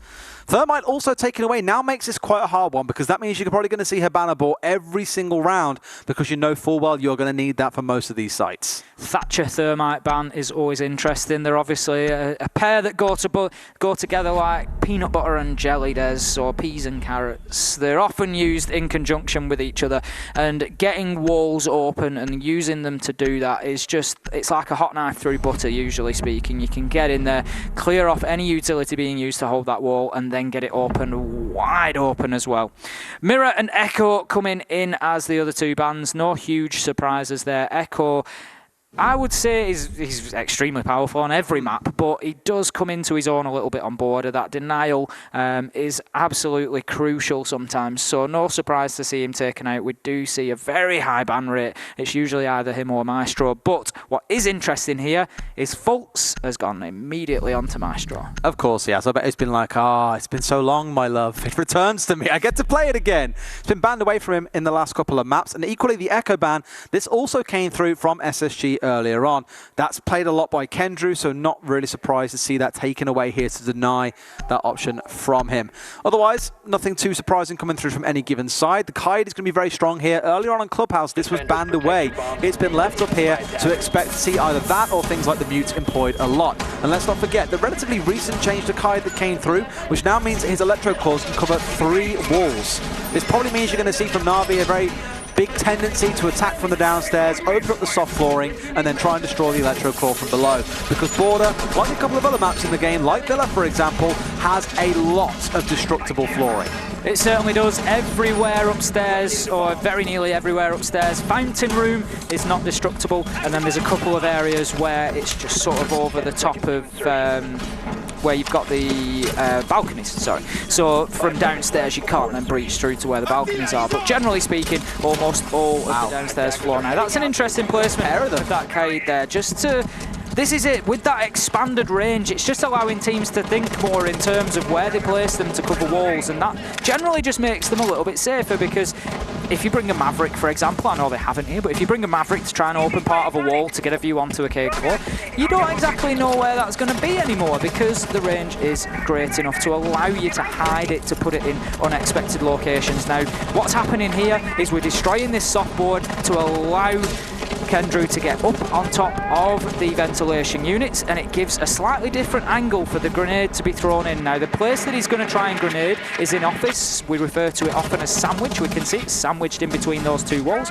and thank you medics, you will quite often get a defender playing in there and just looking to make it difficult to get into office. Now, if you're new to us and you don't really know too much about attacking border, the two most important rooms on the top floor clearance are the big CCTV room and the big office room that we've just seen there. Generally, you want to get control of one, if not both, and then look to mount your attack onto Armory Archives from there. What's been really interesting is when defending on the top floor, we've seen some defenders, rather than holding on the site though, they will play inside the CCTV to the southwest, open up that wall to the west-hand side and keep it soft and defend it from there, because that does prevent one of those main points of ingress for the attackers, from being a very easy option. You're basically forced to have to attack from office instead. Not quite the case to be here though. As you can see, the SSG have done a lot of work, as with the Kaid, in keeping that west wall completely locked up and isolated. Na'Vi have opted either way to look towards pushing from the east, and you still have Canadian playing below, still has that C4 in hand. In fact, you've got a couple of C4s here as well, because Lincoln Nade will be bringing it to the fort as well. Now, Citizen, for what feels like the first time in this whole matchup, has found the opening kill onto Rampy. Citizen looking to clear out the second roamer downstairs of Canadian as well. Downstairs can be very valuable to an Archives hold, because using those C4s you can impact on potential default plant spots. So sometimes it's not always the best idea to leave them alone. You can just attack top floor, leave them down there, cover your flanks with air jabs, gridlocks, with claymores, however you choose to do it. You can cover those flanks off and prevent them getting back upstairs, but it can be attacked vertically. Nello with a great double kill. Bosco will make a little bit of a fight of this with the shotgun, gets 2 kills. Nello and saves going down, and we know how powerful Bosco can be from exactly this position. Navi should be aware of that. He always plays in the small office with the shotgun. 4K for Bosco. Barely moves his feet, and that shows the power of Bosco in the small office with the shotgun. You even see him there like, woo, let's go. Absolutely, I'll be screaming the same in that situation. 4 shotgun kills and a couple of shaking heads from Na'Vi.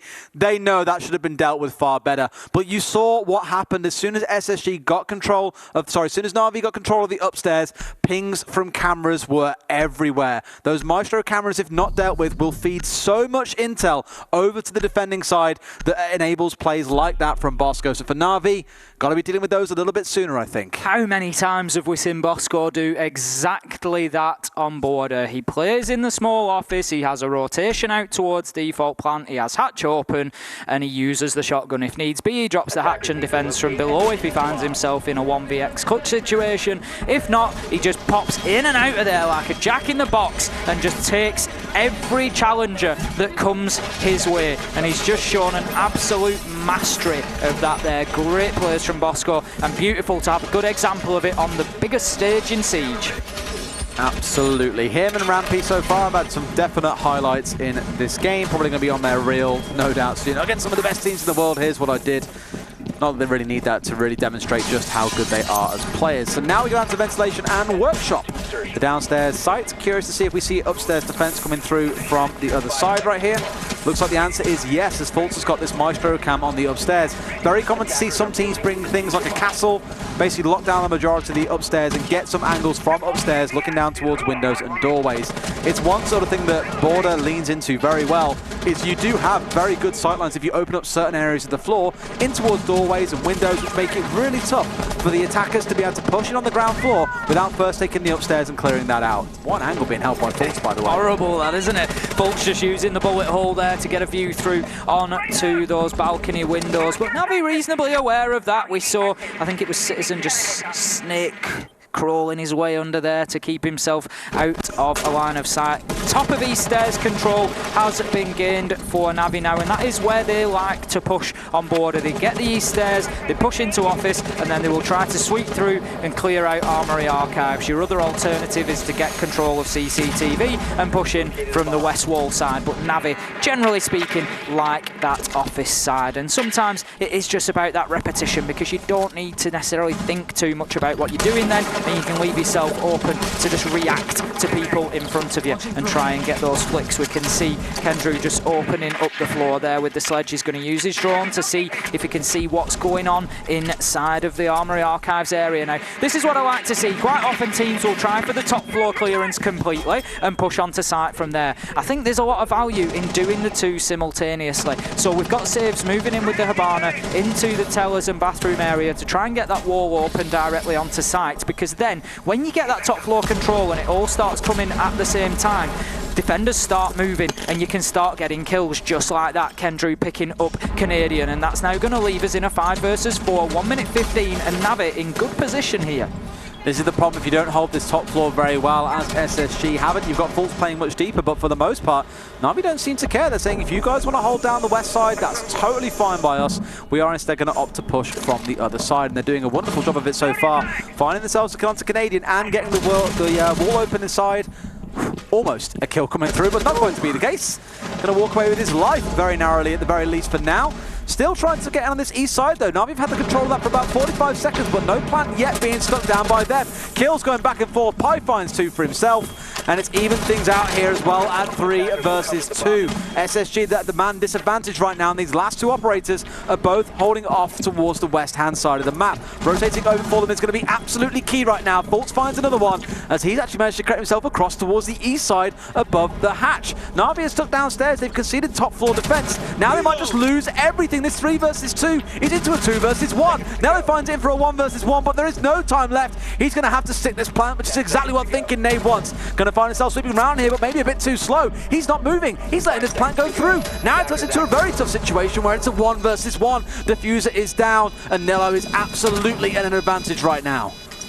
This is tense as Nello just holds himself outside the site. Diffuser's down, Thinking Nade pushes into corridor to challenge, but Nello will get the headshot. What a round from Navi there. It went back and forward, and I just really didn't know who was going to take control, but Nello, in the situation of having to get the plant down.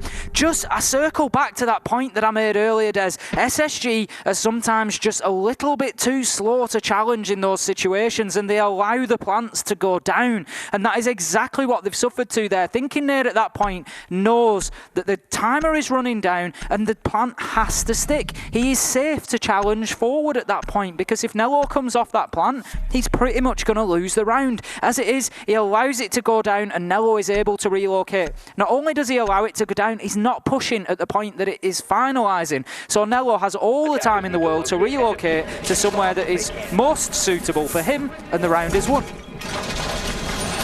Ooh. Well, border starting off as crazy as we expected. Again, neither side really bringing out any expectation, I want to say. We weren't really sure which way it would go. Interesting, worth noting, in those first couple of rounds, Rampy hasn't seen a single kill so far. He's been quiet, and that is not something that you would say for a player that we had coin to go on and potentially looking at pushing 50 kills after 3 maps. There's still time. We're only 2 rounds in. But I think it goes to show, if nothing else as well, that this map is definitely one of the ones that maybe he isn't the most comfortable on right now. Those first 2 definitely playing to his strengths. Border as one of the maps that has faded from existence for a lot of teams. Well, it's showing exactly why. Well, we can see Rampy on the Jaeger this time around, so there certainly can't be any complaints of not having a favourable weapon Jaeger with one of the best available on the defensive lineup. As you say, I think maybe there's an element of Navi just shutting down those roamers. They know that Rampy is playing out there on the roam. We've seen them do it a couple of times now, get in underneath and make sure that they are flushed out and dealt with. They dealt with the top floor very, very well last time as well, and I think that's just stifling Rampy's type of play. Border is a smaller map. There's less space to operate in, and I think that's just why Rampy is struggling a little bit more than he has previously. He doesn't have as much freedom. If you're rotating out of one room, generally your lines of sight and your rotations, they cut down very, very quickly on Border. They are, and you can see the very similar setup coming in once again for the defenders, holding off towards the west-hand side. So we'd expect Na'Vi, after they've done it twice so far, to start looking towards potentially taking the east. In fact, there's a bit of a spread here, as they've got 3 pushing in on the upstairs on the east side, and 2 pushing in from the downstairs on the west. And you can see that it's Saved and Kendrew looking to get this push in towards this west wall. They've ignored it every single time up until now, but now suddenly they're interested and want to get this open. Burning the ADSs there, as you can see, just clearing out that utility. We can see Save's just taking himself a little peek there. The difficulty, obviously, is going to be clearing off those electricals to allow them to breach that wall if that's what they want to do. Pi moving round just outside the ventilation window there. He's going to actually move on to the sandwich window of Armory Archives, which is a position quite often played, as we know, by Joystick from Empire, and he's a fantastic example of how to do that. You hold that sandwich window and nobody can rotate down towards half wall. We can see Thinking Nade taking a small amount of damage there. Will take more as shots come in. He just moves across. Pi not quite in position to be able to challenge him as he does so, but he should be able to cut him off now and prevent him moving back towards half wall, which will allow Navi to start to aggress in from this west side of Armory. You could almost feel like this was an attack onto the upstairs site here, because the way that they're assaulting this, the amount of utility being expended by both sides is absolutely phenomenal. Looking downstairs, you've got Bosco holding out, though, on the mute to 2 potential aggressors hanging outside that main door. And I imagine, I was going to say, he'll start feeling the pressure right now and probably have to pull away a little bit. Lots of drones being brought in by Na'Vi from Nello and Saves. As you just saw, they know what's going on. They know where they need to start going for a push here, and they know where most of these members of SSG are. We have 30 seconds left, and no one has died yet in this round. It is going to be an explosive end. Saves will be successful in putting the diffuser down. We see a flurry of kills, which leaves us now 4 versus 3, but diffuser is down. Fultz gets another with the Alder onto Kendrew. He was low health. That now leaves us with only 2, only 1, as Saves needs to defend the diffuser, but will not be successful as Fultz moves out, gets the triple kill with the Maestro, and SSG showing a fantastic retake of site there. They just gave everything there. You saw Bosco as the last man playing on site, backing away in towards Workshop like it's fine. Give them the ground. Don't go for the fight. Let's see what they do. As soon as that plank came through, you saw 4 members of SSG charge from the east side, straight onto the outside, as you saw from the Maestro as well, to get that final kill. It was just a brilliant collapse coming out of SSG in a round well won. Na'Vi now down 2-1. Again, defenders generally going to be slightly favoured on this map. 2-1 so far, not the end of the world, but still want to find yourself pulling another round or 2 back before we reach the half. Round 4, we are looking at then 2-1 in favour of Space Station Gaming as we stand. Don't forget, anybody who has joined us in the very near past, we are 1 map apiece at this point in time. Best of 3 being played here at the Six Invitational 2020. We had Space Station come out and show us an absolute tour de force of Clubhouse in the first map, winning very, very quickly against the Na'Vi that really did look out of the depth a little bit at times on there. I think it was essentially just a masterclass from Rampy that really hurt them, getting an ace in the first round and never really slowing down from there. Coming onto the second map, we had Consulate, and Na'Vi showed some great fight there. It went all the way to round 12, but they showed the character to step up and get the win when they needed it, bringing us here on border. So far, SSG taking a small advantage, but Na'Vi showing a lot of promise here. They've got the diffuser down a couple of times. They're playing the objective game well, clearing out those roamers. I think in the last round, Des, they just weren't quite prepared for the post plant. They got hit with a couple of runouts quickly whilst they were trying to move into position, and I think that was a bit of a problem there. You know what I think is really promising about that? SSG are kind of heralded, you know, alongside TSM as one of the top 2 teams in NA, but the weakness that we always see for SSG is the reliance on strategy, the slowness to adapt, the slowness to act. It's always what many would regard as, you know, the defining characteristic of their team, and they showed in that last round that they have this bite, they have the capability that when they know it's part of the strategy, they can snap like that and be jumping straight back into action. So it's good to see them coming out and being this team that they want to be, the team that's willing to be aggressive and to play fast, and right now it's working wonders for them. I'm sure, just like us, you at home are currently sat on the edge of your seat, what a fixture this has been. We could not have asked for a better opener to the Six Invitational 2020. What a display of ability we have seen from both teams so far, and it continues. This is an absolute war. It's a slugfest. They just keep going in and they hit each other hard and hard and hard, and it is absolutely wild. At this point, it is so difficult to predict. A minute and a half into the round, we're seeing a bit more attention paid towards the west wall than we have done previously. We can see Pi just getting himself underneath there with the IQ scanner, looking to take some gadgets out. I think it will be an ADS that he clears out there, but the wall is still electrified, so slowing things down at the minute now. We've got Rampy in behind the shield that's being played next to the bomb. I was just about to suggest, let's get somebody up on that sandwich window that can potentially disrupt that position. Somebody with nades would have been perfect as well, because they could potentially have moved Rampy from that position, cleared the shield out. But one way or another, Rampy is over at half wall, and that is where he will play the rest of this round now, for good or bad. 55 seconds remaining and still got to go for it as well. The Ying on side going to go in with those Candelas as well. This could flash everything out, but can he get a spray there through being blinded? Doesn't matter if he's in the back corner by himself, still going to make the wonders happen. Rampy finds a kill, but Saves will trade it back not long after. However, Na'Vi are inside, being shot by that wall because it's so risky to step any further forward. Bosco in his favourite little hidey hole here, daring someone to try and push in past him and go for a plant. They're going to try and back in slowly and go for this plant, but they're still being shot. So much health has been lost to this, and out comes a smoke from Bosco to deny that one. Tries to get a shotgun blast around the corner, but wasn't quite necessary. Still in the spot though where he has the gadgets and the utility to keep them locked out right now. Na'Vi have got to do something special if they want this to work. Kendry's going to go for a plant down. The smoke is going to miss. Bosco's going to creep out, but he doesn't get any shots onto him. Kendry's going to make it work. He'll go down, but the diffuser is on the ground. It's a 1 versus 3. Saves has quite literally got to live up to his name and save this round right now. Goes for the spray, but does not find a kill. 1 versus 3. All starting to push it towards him here as well. One's far closer than anticipated, and SSG will take round number 4. What a war that was over the west wall. Same situation once again for Na'Vi, that they managed to get themselves into that planting position, but it came at a really high price, and it was just too much come the end of the round. Saves battling to try and get into the best position that he possibly could, but it was like a tidal wave coming towards him of 3 Space Station players, and the best he could do was try to pop up from the door, pop up from the breach and get those kills, but ultimately they were able to close out the round there. Saves not able to save things for Na'Vi, and I think once again we've commented on Bosco in the small office, and it's the same situation again. How long did he deny them for with the smoke canisters, and then the threat of him popping out with the shotgun as well?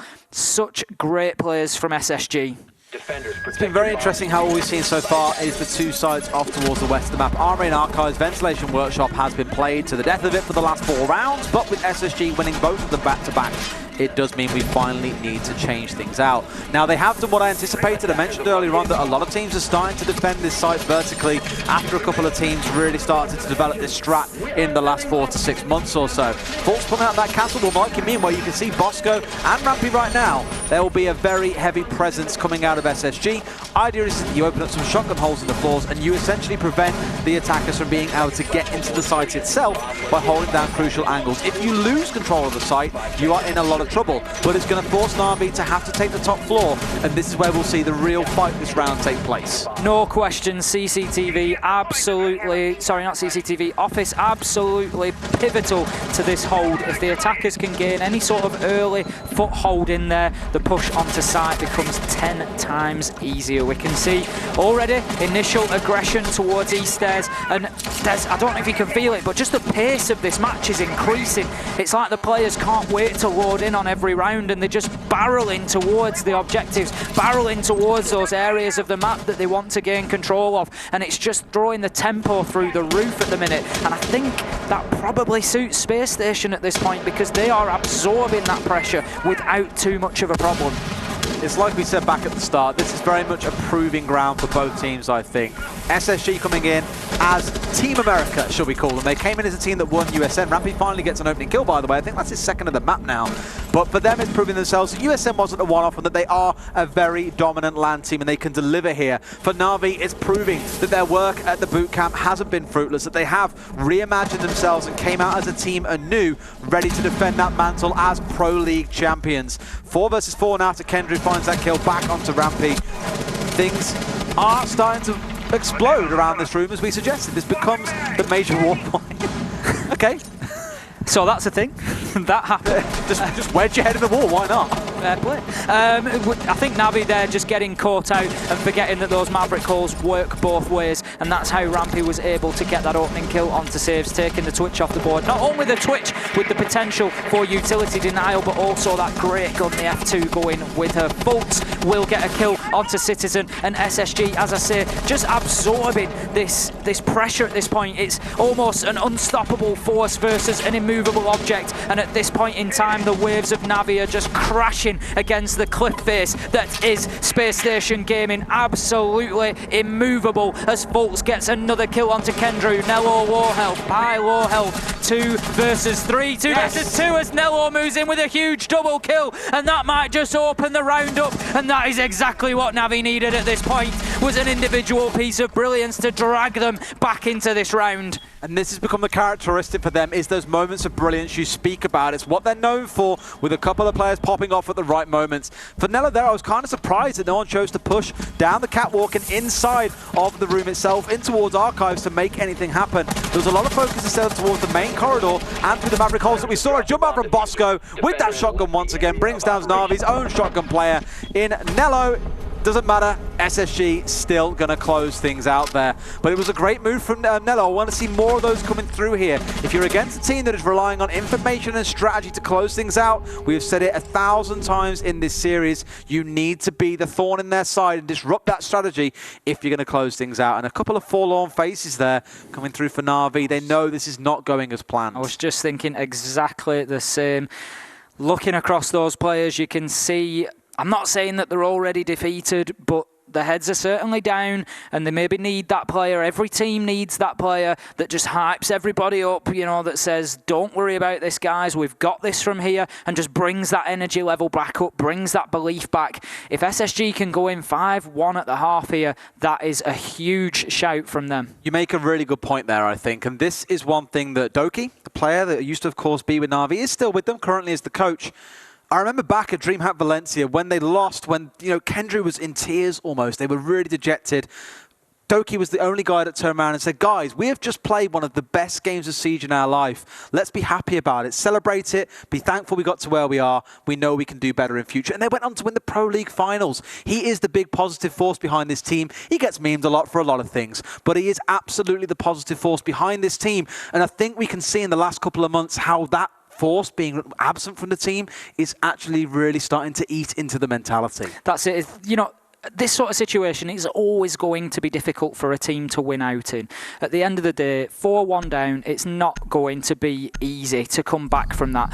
But you're absolutely right, Des. If you want any chance of doing that, you need those characters within the team that have that just unwavering belief. They don't care. They could be 6-0 down and they still 100% in their mind believe that they're going to come back and win every round from there onwards. You know that anything is achievable. Exactly, and they just don't care, and they think that the result is always possible. And just the expression across Na'Vi there, you know, you've got to ask questions if there's anybody in there just doing that job for them. But heading into round number 6, we are 4-1 at this point for Space Station Gaming. They are absolutely dominating the defence here. Na'Vi, I want to say they're almost not doing too much wrong. They're going in, they are getting good kills, they're working on, you know, early in the round to get control of the map and areas that they need, but it just seems like no matter how many layers of Space Station Gaming that they break down, that final layer is always solid as a rock and they just can't shift it.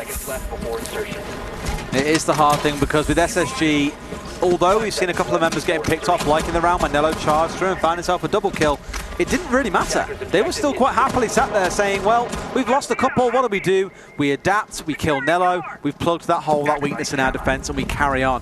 And again, I mentioned it earlier on, the speed of SSG now in adaptation is looking a lot better than it did before. Again, like last night was saying to me, I think it's a fair, not so much a criticism, but a recognition of how we play, is that we do take time to think about things and we do take time to react. But with guys like Canadian on side, they're all saying everyone on the team looks to him as a leader. He doesn't have the best kill stats. He isn't a top fragger for the team most of the time. It doesn't matter. It's the energy and morale that he brings. They are there as a cohesive unit. They communicate well, they work together, and it's paying, like I say, dividends for them right now. They are looking like a brilliant team.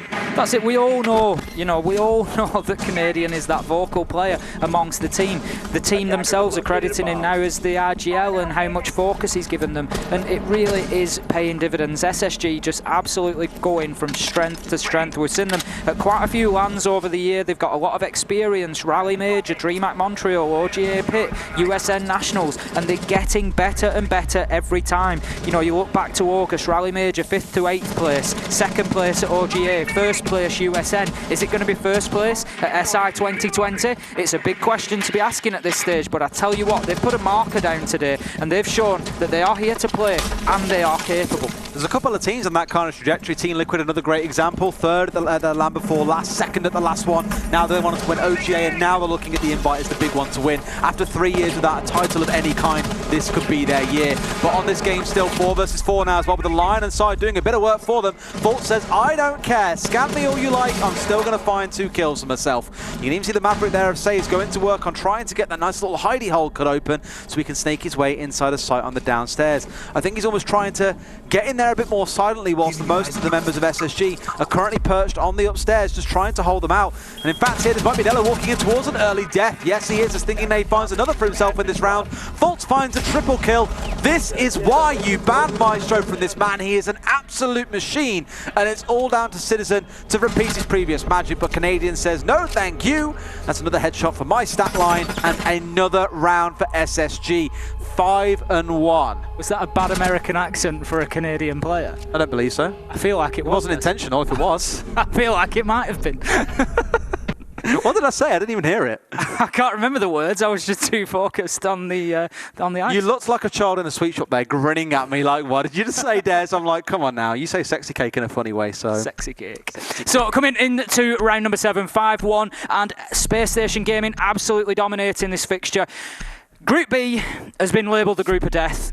I'm not buying into that, because I look through these and I see 4 groups of death. That's just how it is. You look at any of these groups, there's at least 3 extremely viable teams who can go through, and even in every case an underdog that wouldn't surprise me to go through. But in Group B, early wins are going to be so important. If you can be the one that wins in the first 2 games and doesn't have to play on Sunday, you're going to breathe a sigh of relief going through this group in that way, because Rogue and TSM are waiting for Navi and Spacestation Gaming.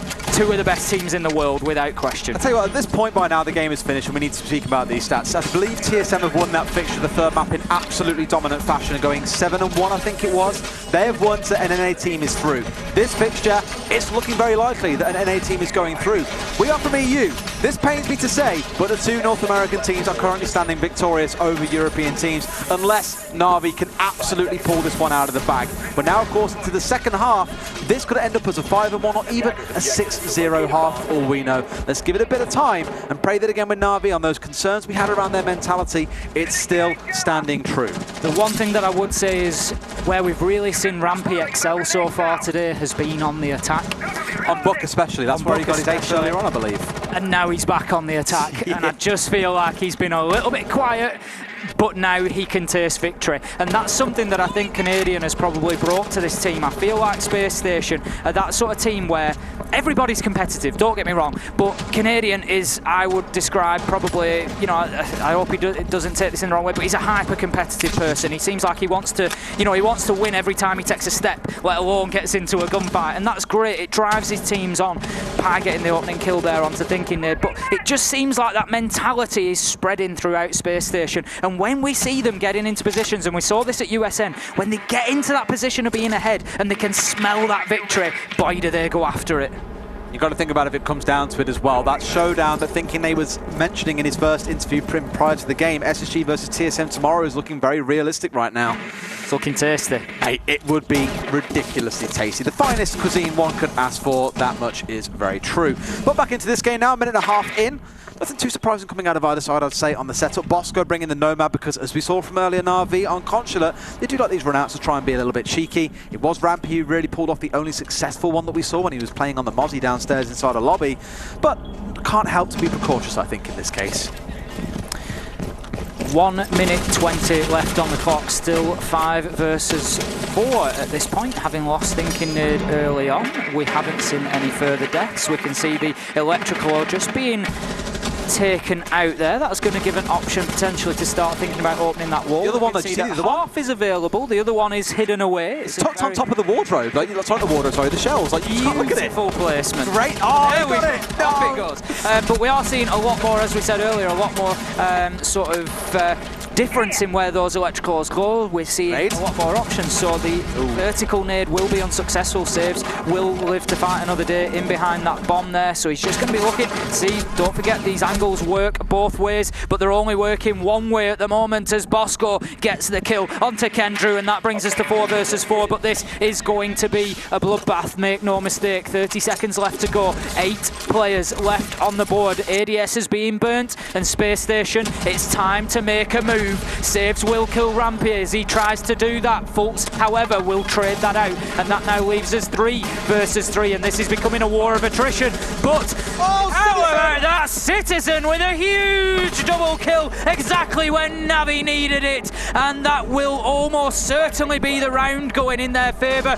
Fultz just dipping away. He's not got the diffuser. He's going to let the time run out, and he's going to give himself and his team an extra 10 seconds just to get on the comms, have a chat, and just think about how they go forward, because that was a very good defense from Navi. It was very, very similar to the round that we saw earlier on today when, again, Na'Vi get into a spot to really stick a thorn in the side of SSG. In fact, we commented on this when we saw SSG go for the plant when attacking in towards CCTV and Cash on Clubhouse. They got in there with about 10 seconds left because the time got burnt down taking over Garage, went for a plant, but no one was there to cover the C4 that came in from the other side. That's the second or third time now today that we have seen SSG get into a spot where it looks like the round is theirs. They're confident in what they've done. They're like, cool, we're set up to go for an attack. There are 2 of us here, but you forget about the members of Na'Vi and their capability in clutch situations like that. Beautiful stuff from Citizen, and will keep the dream alive a little longer, because otherwise we could have been staring at match point for potentially the next 6 rounds. 5-2 gives Na'Vi still that little bit of buffer to keep themselves at bay from match point. It certainly does. SSG needing only to pick up 2, but just looking at those live stats that we've got again there's, I mean, Rampy is still absolutely flying. 40 and 17 are his kills to date at this point. 83% cost rating. So for anybody who isn't aware, just updating now, I'm sure it'll be somewhere around that. It does remain at 83%. Anybody who's not aware, cost rating stands for kill, objective, survive and trade. So basically you can imagine any round as a yes-no situation, and basically, do you do one of those things or not? If you do one of those things in every single round, so you get a kill, you survive, you play the objective, or your death is traded out within 5 seconds, then you will essentially get a tick in the box, and that's a 1 for that round. So 83% of rounds, Rampy is effectively doing something that impacts the outcome of this game directly, and that is huge over the volume of rounds that we have seen so far today. 70% is normally considered very good. You're missing a lot. 60 to 65 is where a lot of players will tend to sit in the middle. It's not the most flawless scores or stats in the world to use. Sometimes there are people saying, well, really supports aren't always fully recognised under it because they've got to survive. But I think it's a good indication. It's definitely exactly that. It is a good indication. That is a very, very bright scanner box. I've never even seen that skin before on IQ. That is bloody bright. So, what's this massive yellow window on my screen? Back to round number 8 and the game at hand, Space Station Gaming versus Navi. Don't forget we are in the group stages. The winner from this match will go on to play the winner of TSM versus Rogue, and the loser will play the loser. SSG, at this point in time, they look like they are in the ascendancy, but the first defensive round went very well for Na'Vi. As it stands, we are nearly halfway through the round again, and there hasn't been too much direct pressure applied to the top floor roamers of Na'Vi just yet. We are on a downstairs objective, ventilation workshop, but as you can see, we've got 3 defenders up on the top floor, just looking to prevent movement into the map from the attackers so that those vertical angles can't be used. We do have Rampy on the book. We've also got Thinking Nade with the destructibility of those explosive grenades, Fultz with the destructibility of Asher's breach charges, so that floor could potentially be opened wide up, and Navi are doing a great job here. 2 minutes burnt without too much of a challenge onto them up on the top floor. I think that's all the X-Kyra's now gone for Canadian as well. Medics, can we take a quick look at Canadian for a second? Thank you very much. They are all gone.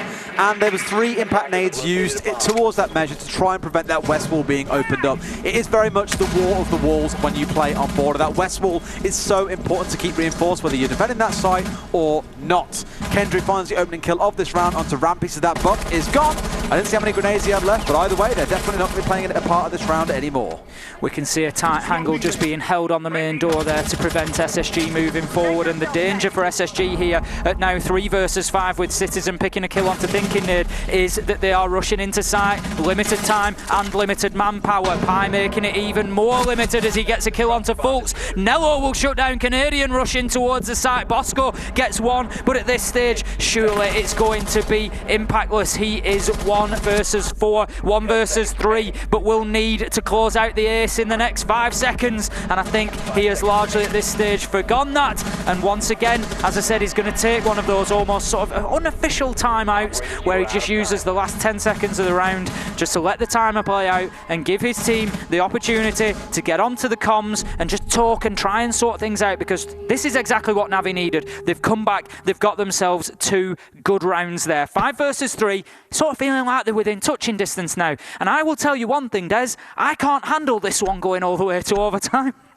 It would be one of those series, and for Navi, they've had quite a few of those in the last year or so. One of the best games I remember to date was Navi versus LFO. Of course, at the time, now have changed across to being Giants and now across to being Rogue. They had a real war again of the walls. It always comes down to these bloody reinforced walls. It was on Clubhouse going all the way to 8-7 and genuinely was a nail biter. My heart was in my throat the whole time. This one may yet develop into being another one of those kinds of fixtures. Now, I think this is the first time we are actually seeing a defense on supplying customs. It looks like it is. Neither team has played it so far, so first time for everything. That's where we're going. We're going to see something a little bit different. What you're probably going to see if you've never seen an attack onto the customs site is you will see quite a lot of defense. Thank you, Medics in the city. He knew where I was going. This is how good Medics is. He knew what I was going to say.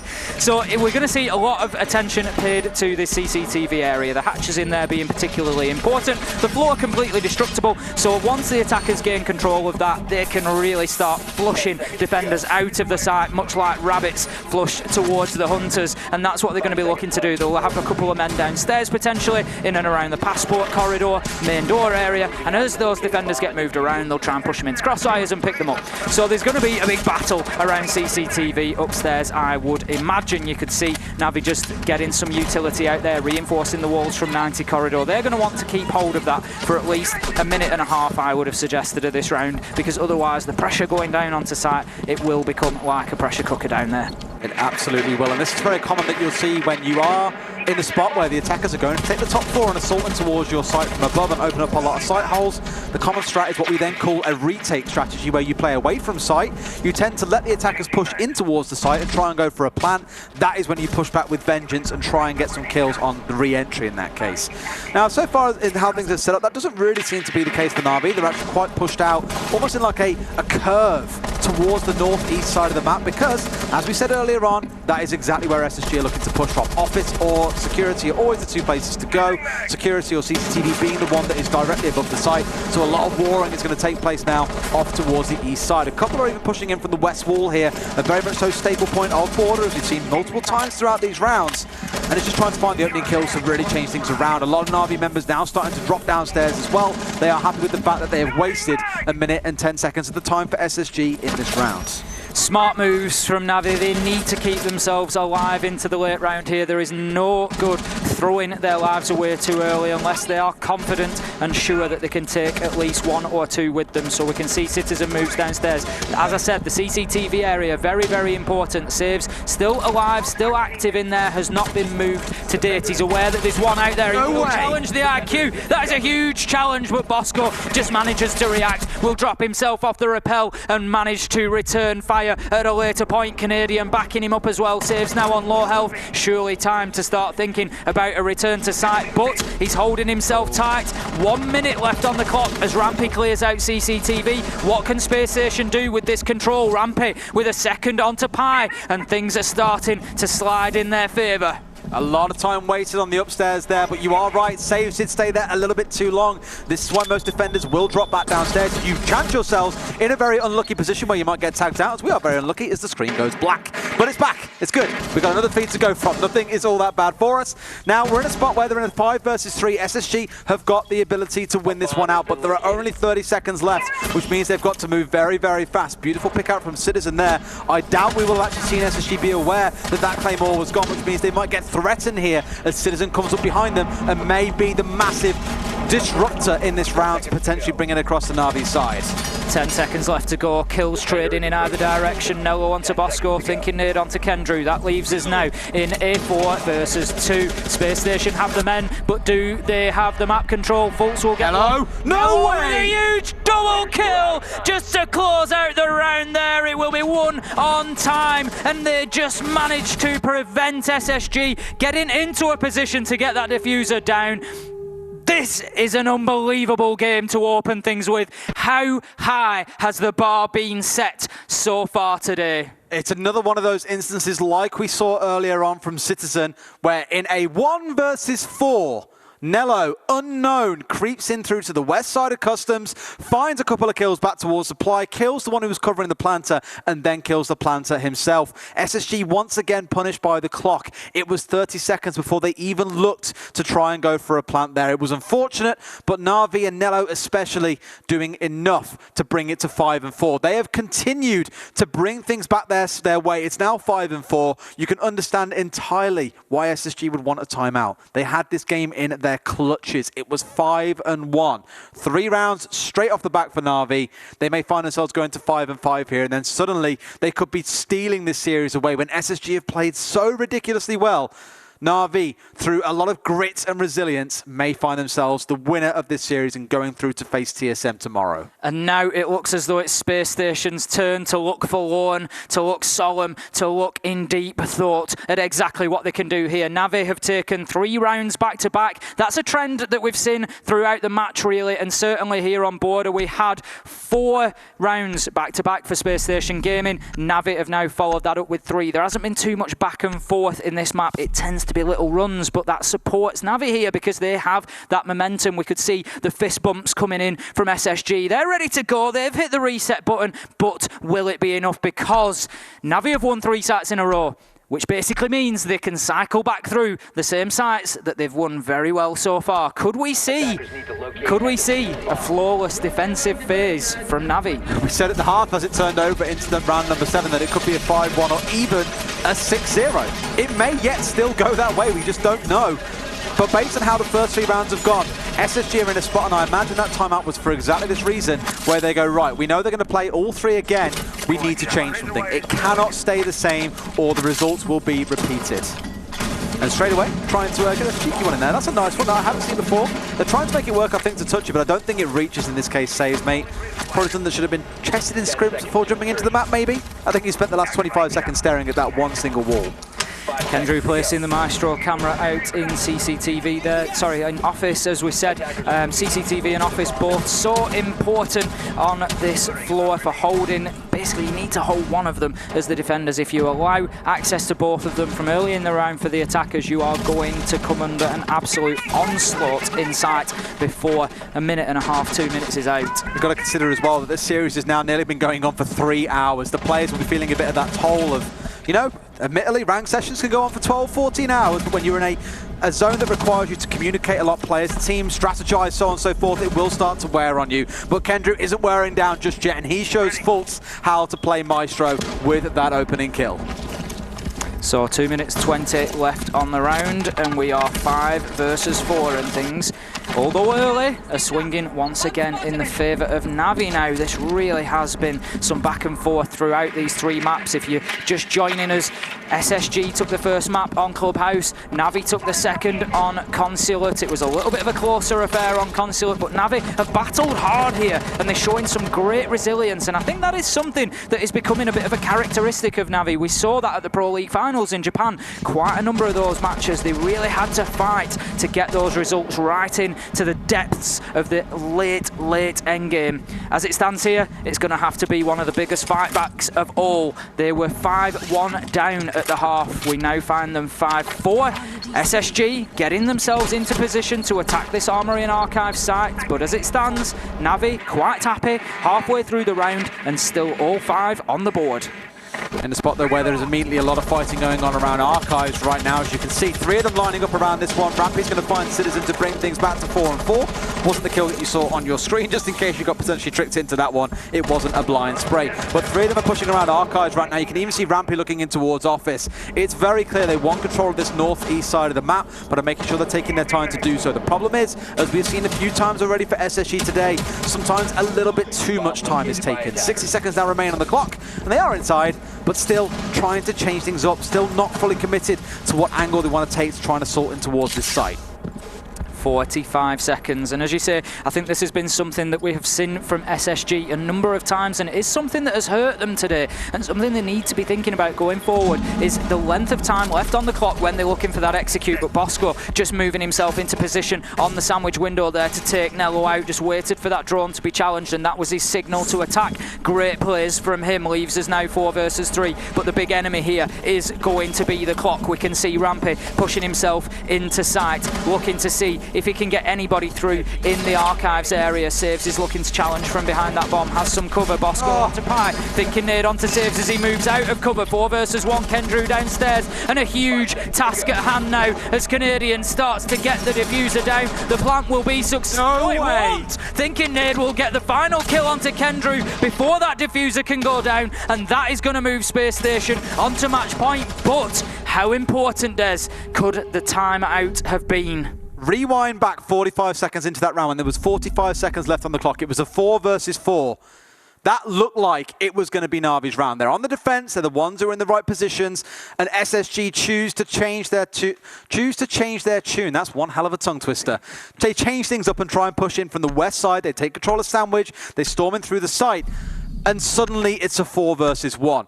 Brilliant execution there to really round things out. Bosco and Fultz, without a doubt, the MVPs of this map. 12 kills apiece, 6 and 4. 1 round away from taking this away from Navi and seeing an all-American semi-final in this group tomorrow. Whoever wins or loses here, there's one guaranteed winner, and that is all of us who get to watch and enjoy this siege all the way from the Six Invitational 2020, because what a start we have had. This has been unbelievable plays from both sides, huge fight. And I can only see this continuing as the next 3 days go on, as the next 2 weeks go on, until we see the conclusion of the Six Invitational. Well, it looks like by the looks of it, they're pretty ready to go for the same site once again. Of course, if you don't lose the site, you can play it again. It's only when you win that it becomes locked for 2 more rounds. Navi know, or at least feel they know, what went wrong in those final 45 seconds and want to return to it once again and go for a repeat. For SSG, though, they might choose to change things up. They spent 2 minutes forcing in towards the northeast side of the map on Office and then chose to change at the last second. Interesting spot being held up by Fultz here as well. We saw him doing something very similar early on Clubhouse. He was the one holding the further away angles. Has chose to rotate back down. He's on the Jackal this time round, so that is more to try and deal with people who might be trying to cause a bit of chaos for them downstairs. I would fully expect, like you can see now, for him to push in on the downstairs, try and pick up some footsteps to the defenders, clear them out, and then make it a lot safer and C4 free, essentially, for the attackers to push in. It's worth remembering as well the pressure that these players are under. This is a huge tournament in terms of Siege. We are looking looking at a $2.5 million prize pool as it currently stands, and that is growing all the time up to a potential maximum of $3 million, and that is one hell of a payday for the winners here. Last year it was G2, they took away 40% of those earnings as well. That is a pretty sweet payday for playing a couple of weeks of Siege. So who knows how it can break down as things go from here. But again, this being match point, SSG win this one, they take the whole series. Na'Vi still need to win 2 rounds back-to-back to force this into overtime, and I believe they can do it. They had a brilliant first half to the defense. They've gone back to a site now where they believe they've identified their issues. You can see a lot of them holding on the upstairs, and it's Rampy. Finds it from below though. Kendrew looking the wrong way with his legs sticking over the edge of that hatchway. Finds himself completely torn asunder. Now they know they're in a spot where Rampy is downstairs in full control. He finds the second. Citizen, what are you doing? The man himself has been quiet for much of this map, but he is stepping up at the right time, Ace. Rampy couldn't have stepped up at a better time. 2 great vertical kills using the hatches, showing that those angles certainly do work in both directions. Saves, feels like he's just locked in to that half wall area. He doesn't want to stray too far. He was nearly hit with a vertical nade, but he will manage to get a kill down onto Rampy, and that is exactly what Navi needed at this point, just to try and relieve at least a little bit of that pressure. It leaves us now 3 versus 3 with 1 minute to go. This could be the final minute of the opening match here at Six Invitational 2020. It may not be. If Navi can get themselves the win here, they continue to fight, continue to push us towards an overtime. We can see the Maestro cam lighting up there. They are watching that wall. They are watching for the push coming through. We've got saves on the smoke, just deploying those Toxic Babe canisters. We've got the Jackal. He's got 2 flashes in hand. He's got drones.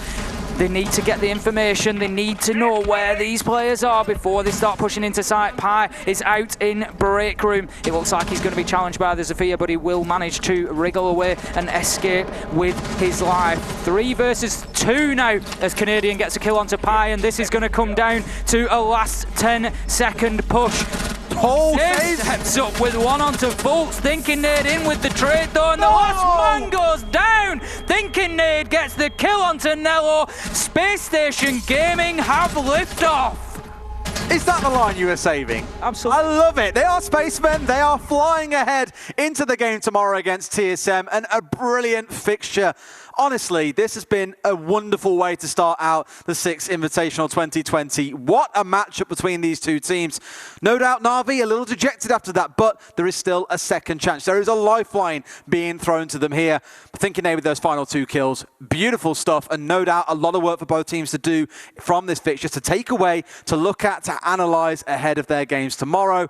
Teams, as always, is customary, going to be shaking hands after that game as well, because it was, again, an absolutely fantastic fixture to get things kicked off here. It was indeed. That was already, I can tell you that was a classic. That was one for the ages. That is one that will be spoken about for a long time. When we think back over those great memories of Six Invitationals past, we will be talking about, do you remember the opener between Space Station and Navi, and how lucky we are to have got to enjoy it, and what a start and what a promise of things to come. It absolutely is. Some replays playing out here as well. There are so many crucial moments that I think across this whole fixture we can look at. Whether it comes down to the starting round ace coming out of Rampy, whether it was Bosco with those 4 kills there, Nello with a couple of great double C4 kills throughout this fixture. This was the real key moment in the round, I think, though. You kind of half saw it there. It wasn't the full setup for it.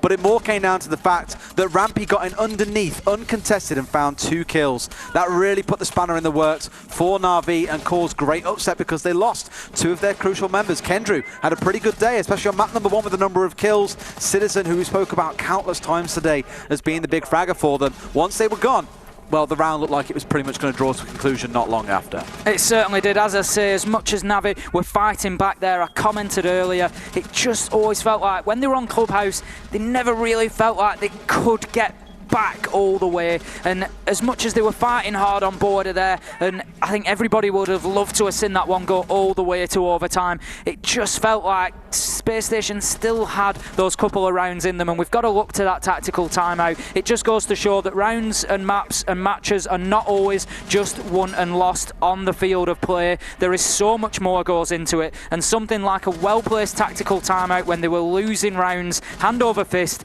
was just what Space Station needed in order to clinch things out. It was unbelievable, and you saw the final round playing out there again as well. Those couple of kills through the hatches just really defining everything. Unbelievable is pretty much all I can say, and that gives us a really good chance to review exactly how Group B has gone down as well. On the other stream, on Bravo's stream, we saw TSM coming up against Rogue. That went 7-2, 7-2 on the first maps, alternating between wins, and the final map ended 7-1 on Clubhouse. So I think over there as well, we saw a bit more of a dominant affair going back and forth. Over here, it was 7-3, I believe, on first map, then 7-5. 7-3, 7-5, 7-4. So now, Space Station, you get your wish. You're going to be playing TSM in the next round, and what a match that is going to be. It was in the video interviews, Thinking Nerd said that he was keen to play against TSM. That's who they see as their major rivals. Navi will go on to play Rogue down in that elimination match, so don't forget, whoever loses between Navi and Rogue tomorrow will go home. Whoever wins will progress forwards and play the loser of the winners match. Medic just messaged us both and just said, is that what you call a barn burner? I would say, yeah, pretty much. It did turn into one of those ones, generally meaning in Siege, a game that draws out quite a lot over a number of rounds. Either way, a fantastic setup. Group B has already really lit a fire under this competition, and we know, of course, we've still got the other 3 groups to come later today as well. That's only one group, the thing is, I say this countless times as a caster, and I'm sure Des will agree, I'm just a huge Siege fan as well. If I wasn't here, I'd be sat at home watching all of these games. I'd have taken the time off work, I'd have done anything to watch all these games. So for me, it's absolutely mouth-watering. I'm just excited to get on to the next one. Like, bring me some more Siege. It absolutely is. But just to make sure you can get into that next game as soon as possible, we're going to go to a quick break. So when we get back, it will be G2 versus Rec on this stream. Of course, over on the other stream, BDS versus Wildcard. You don't want to miss it if this first round is anything to go by. We'll see you guys later.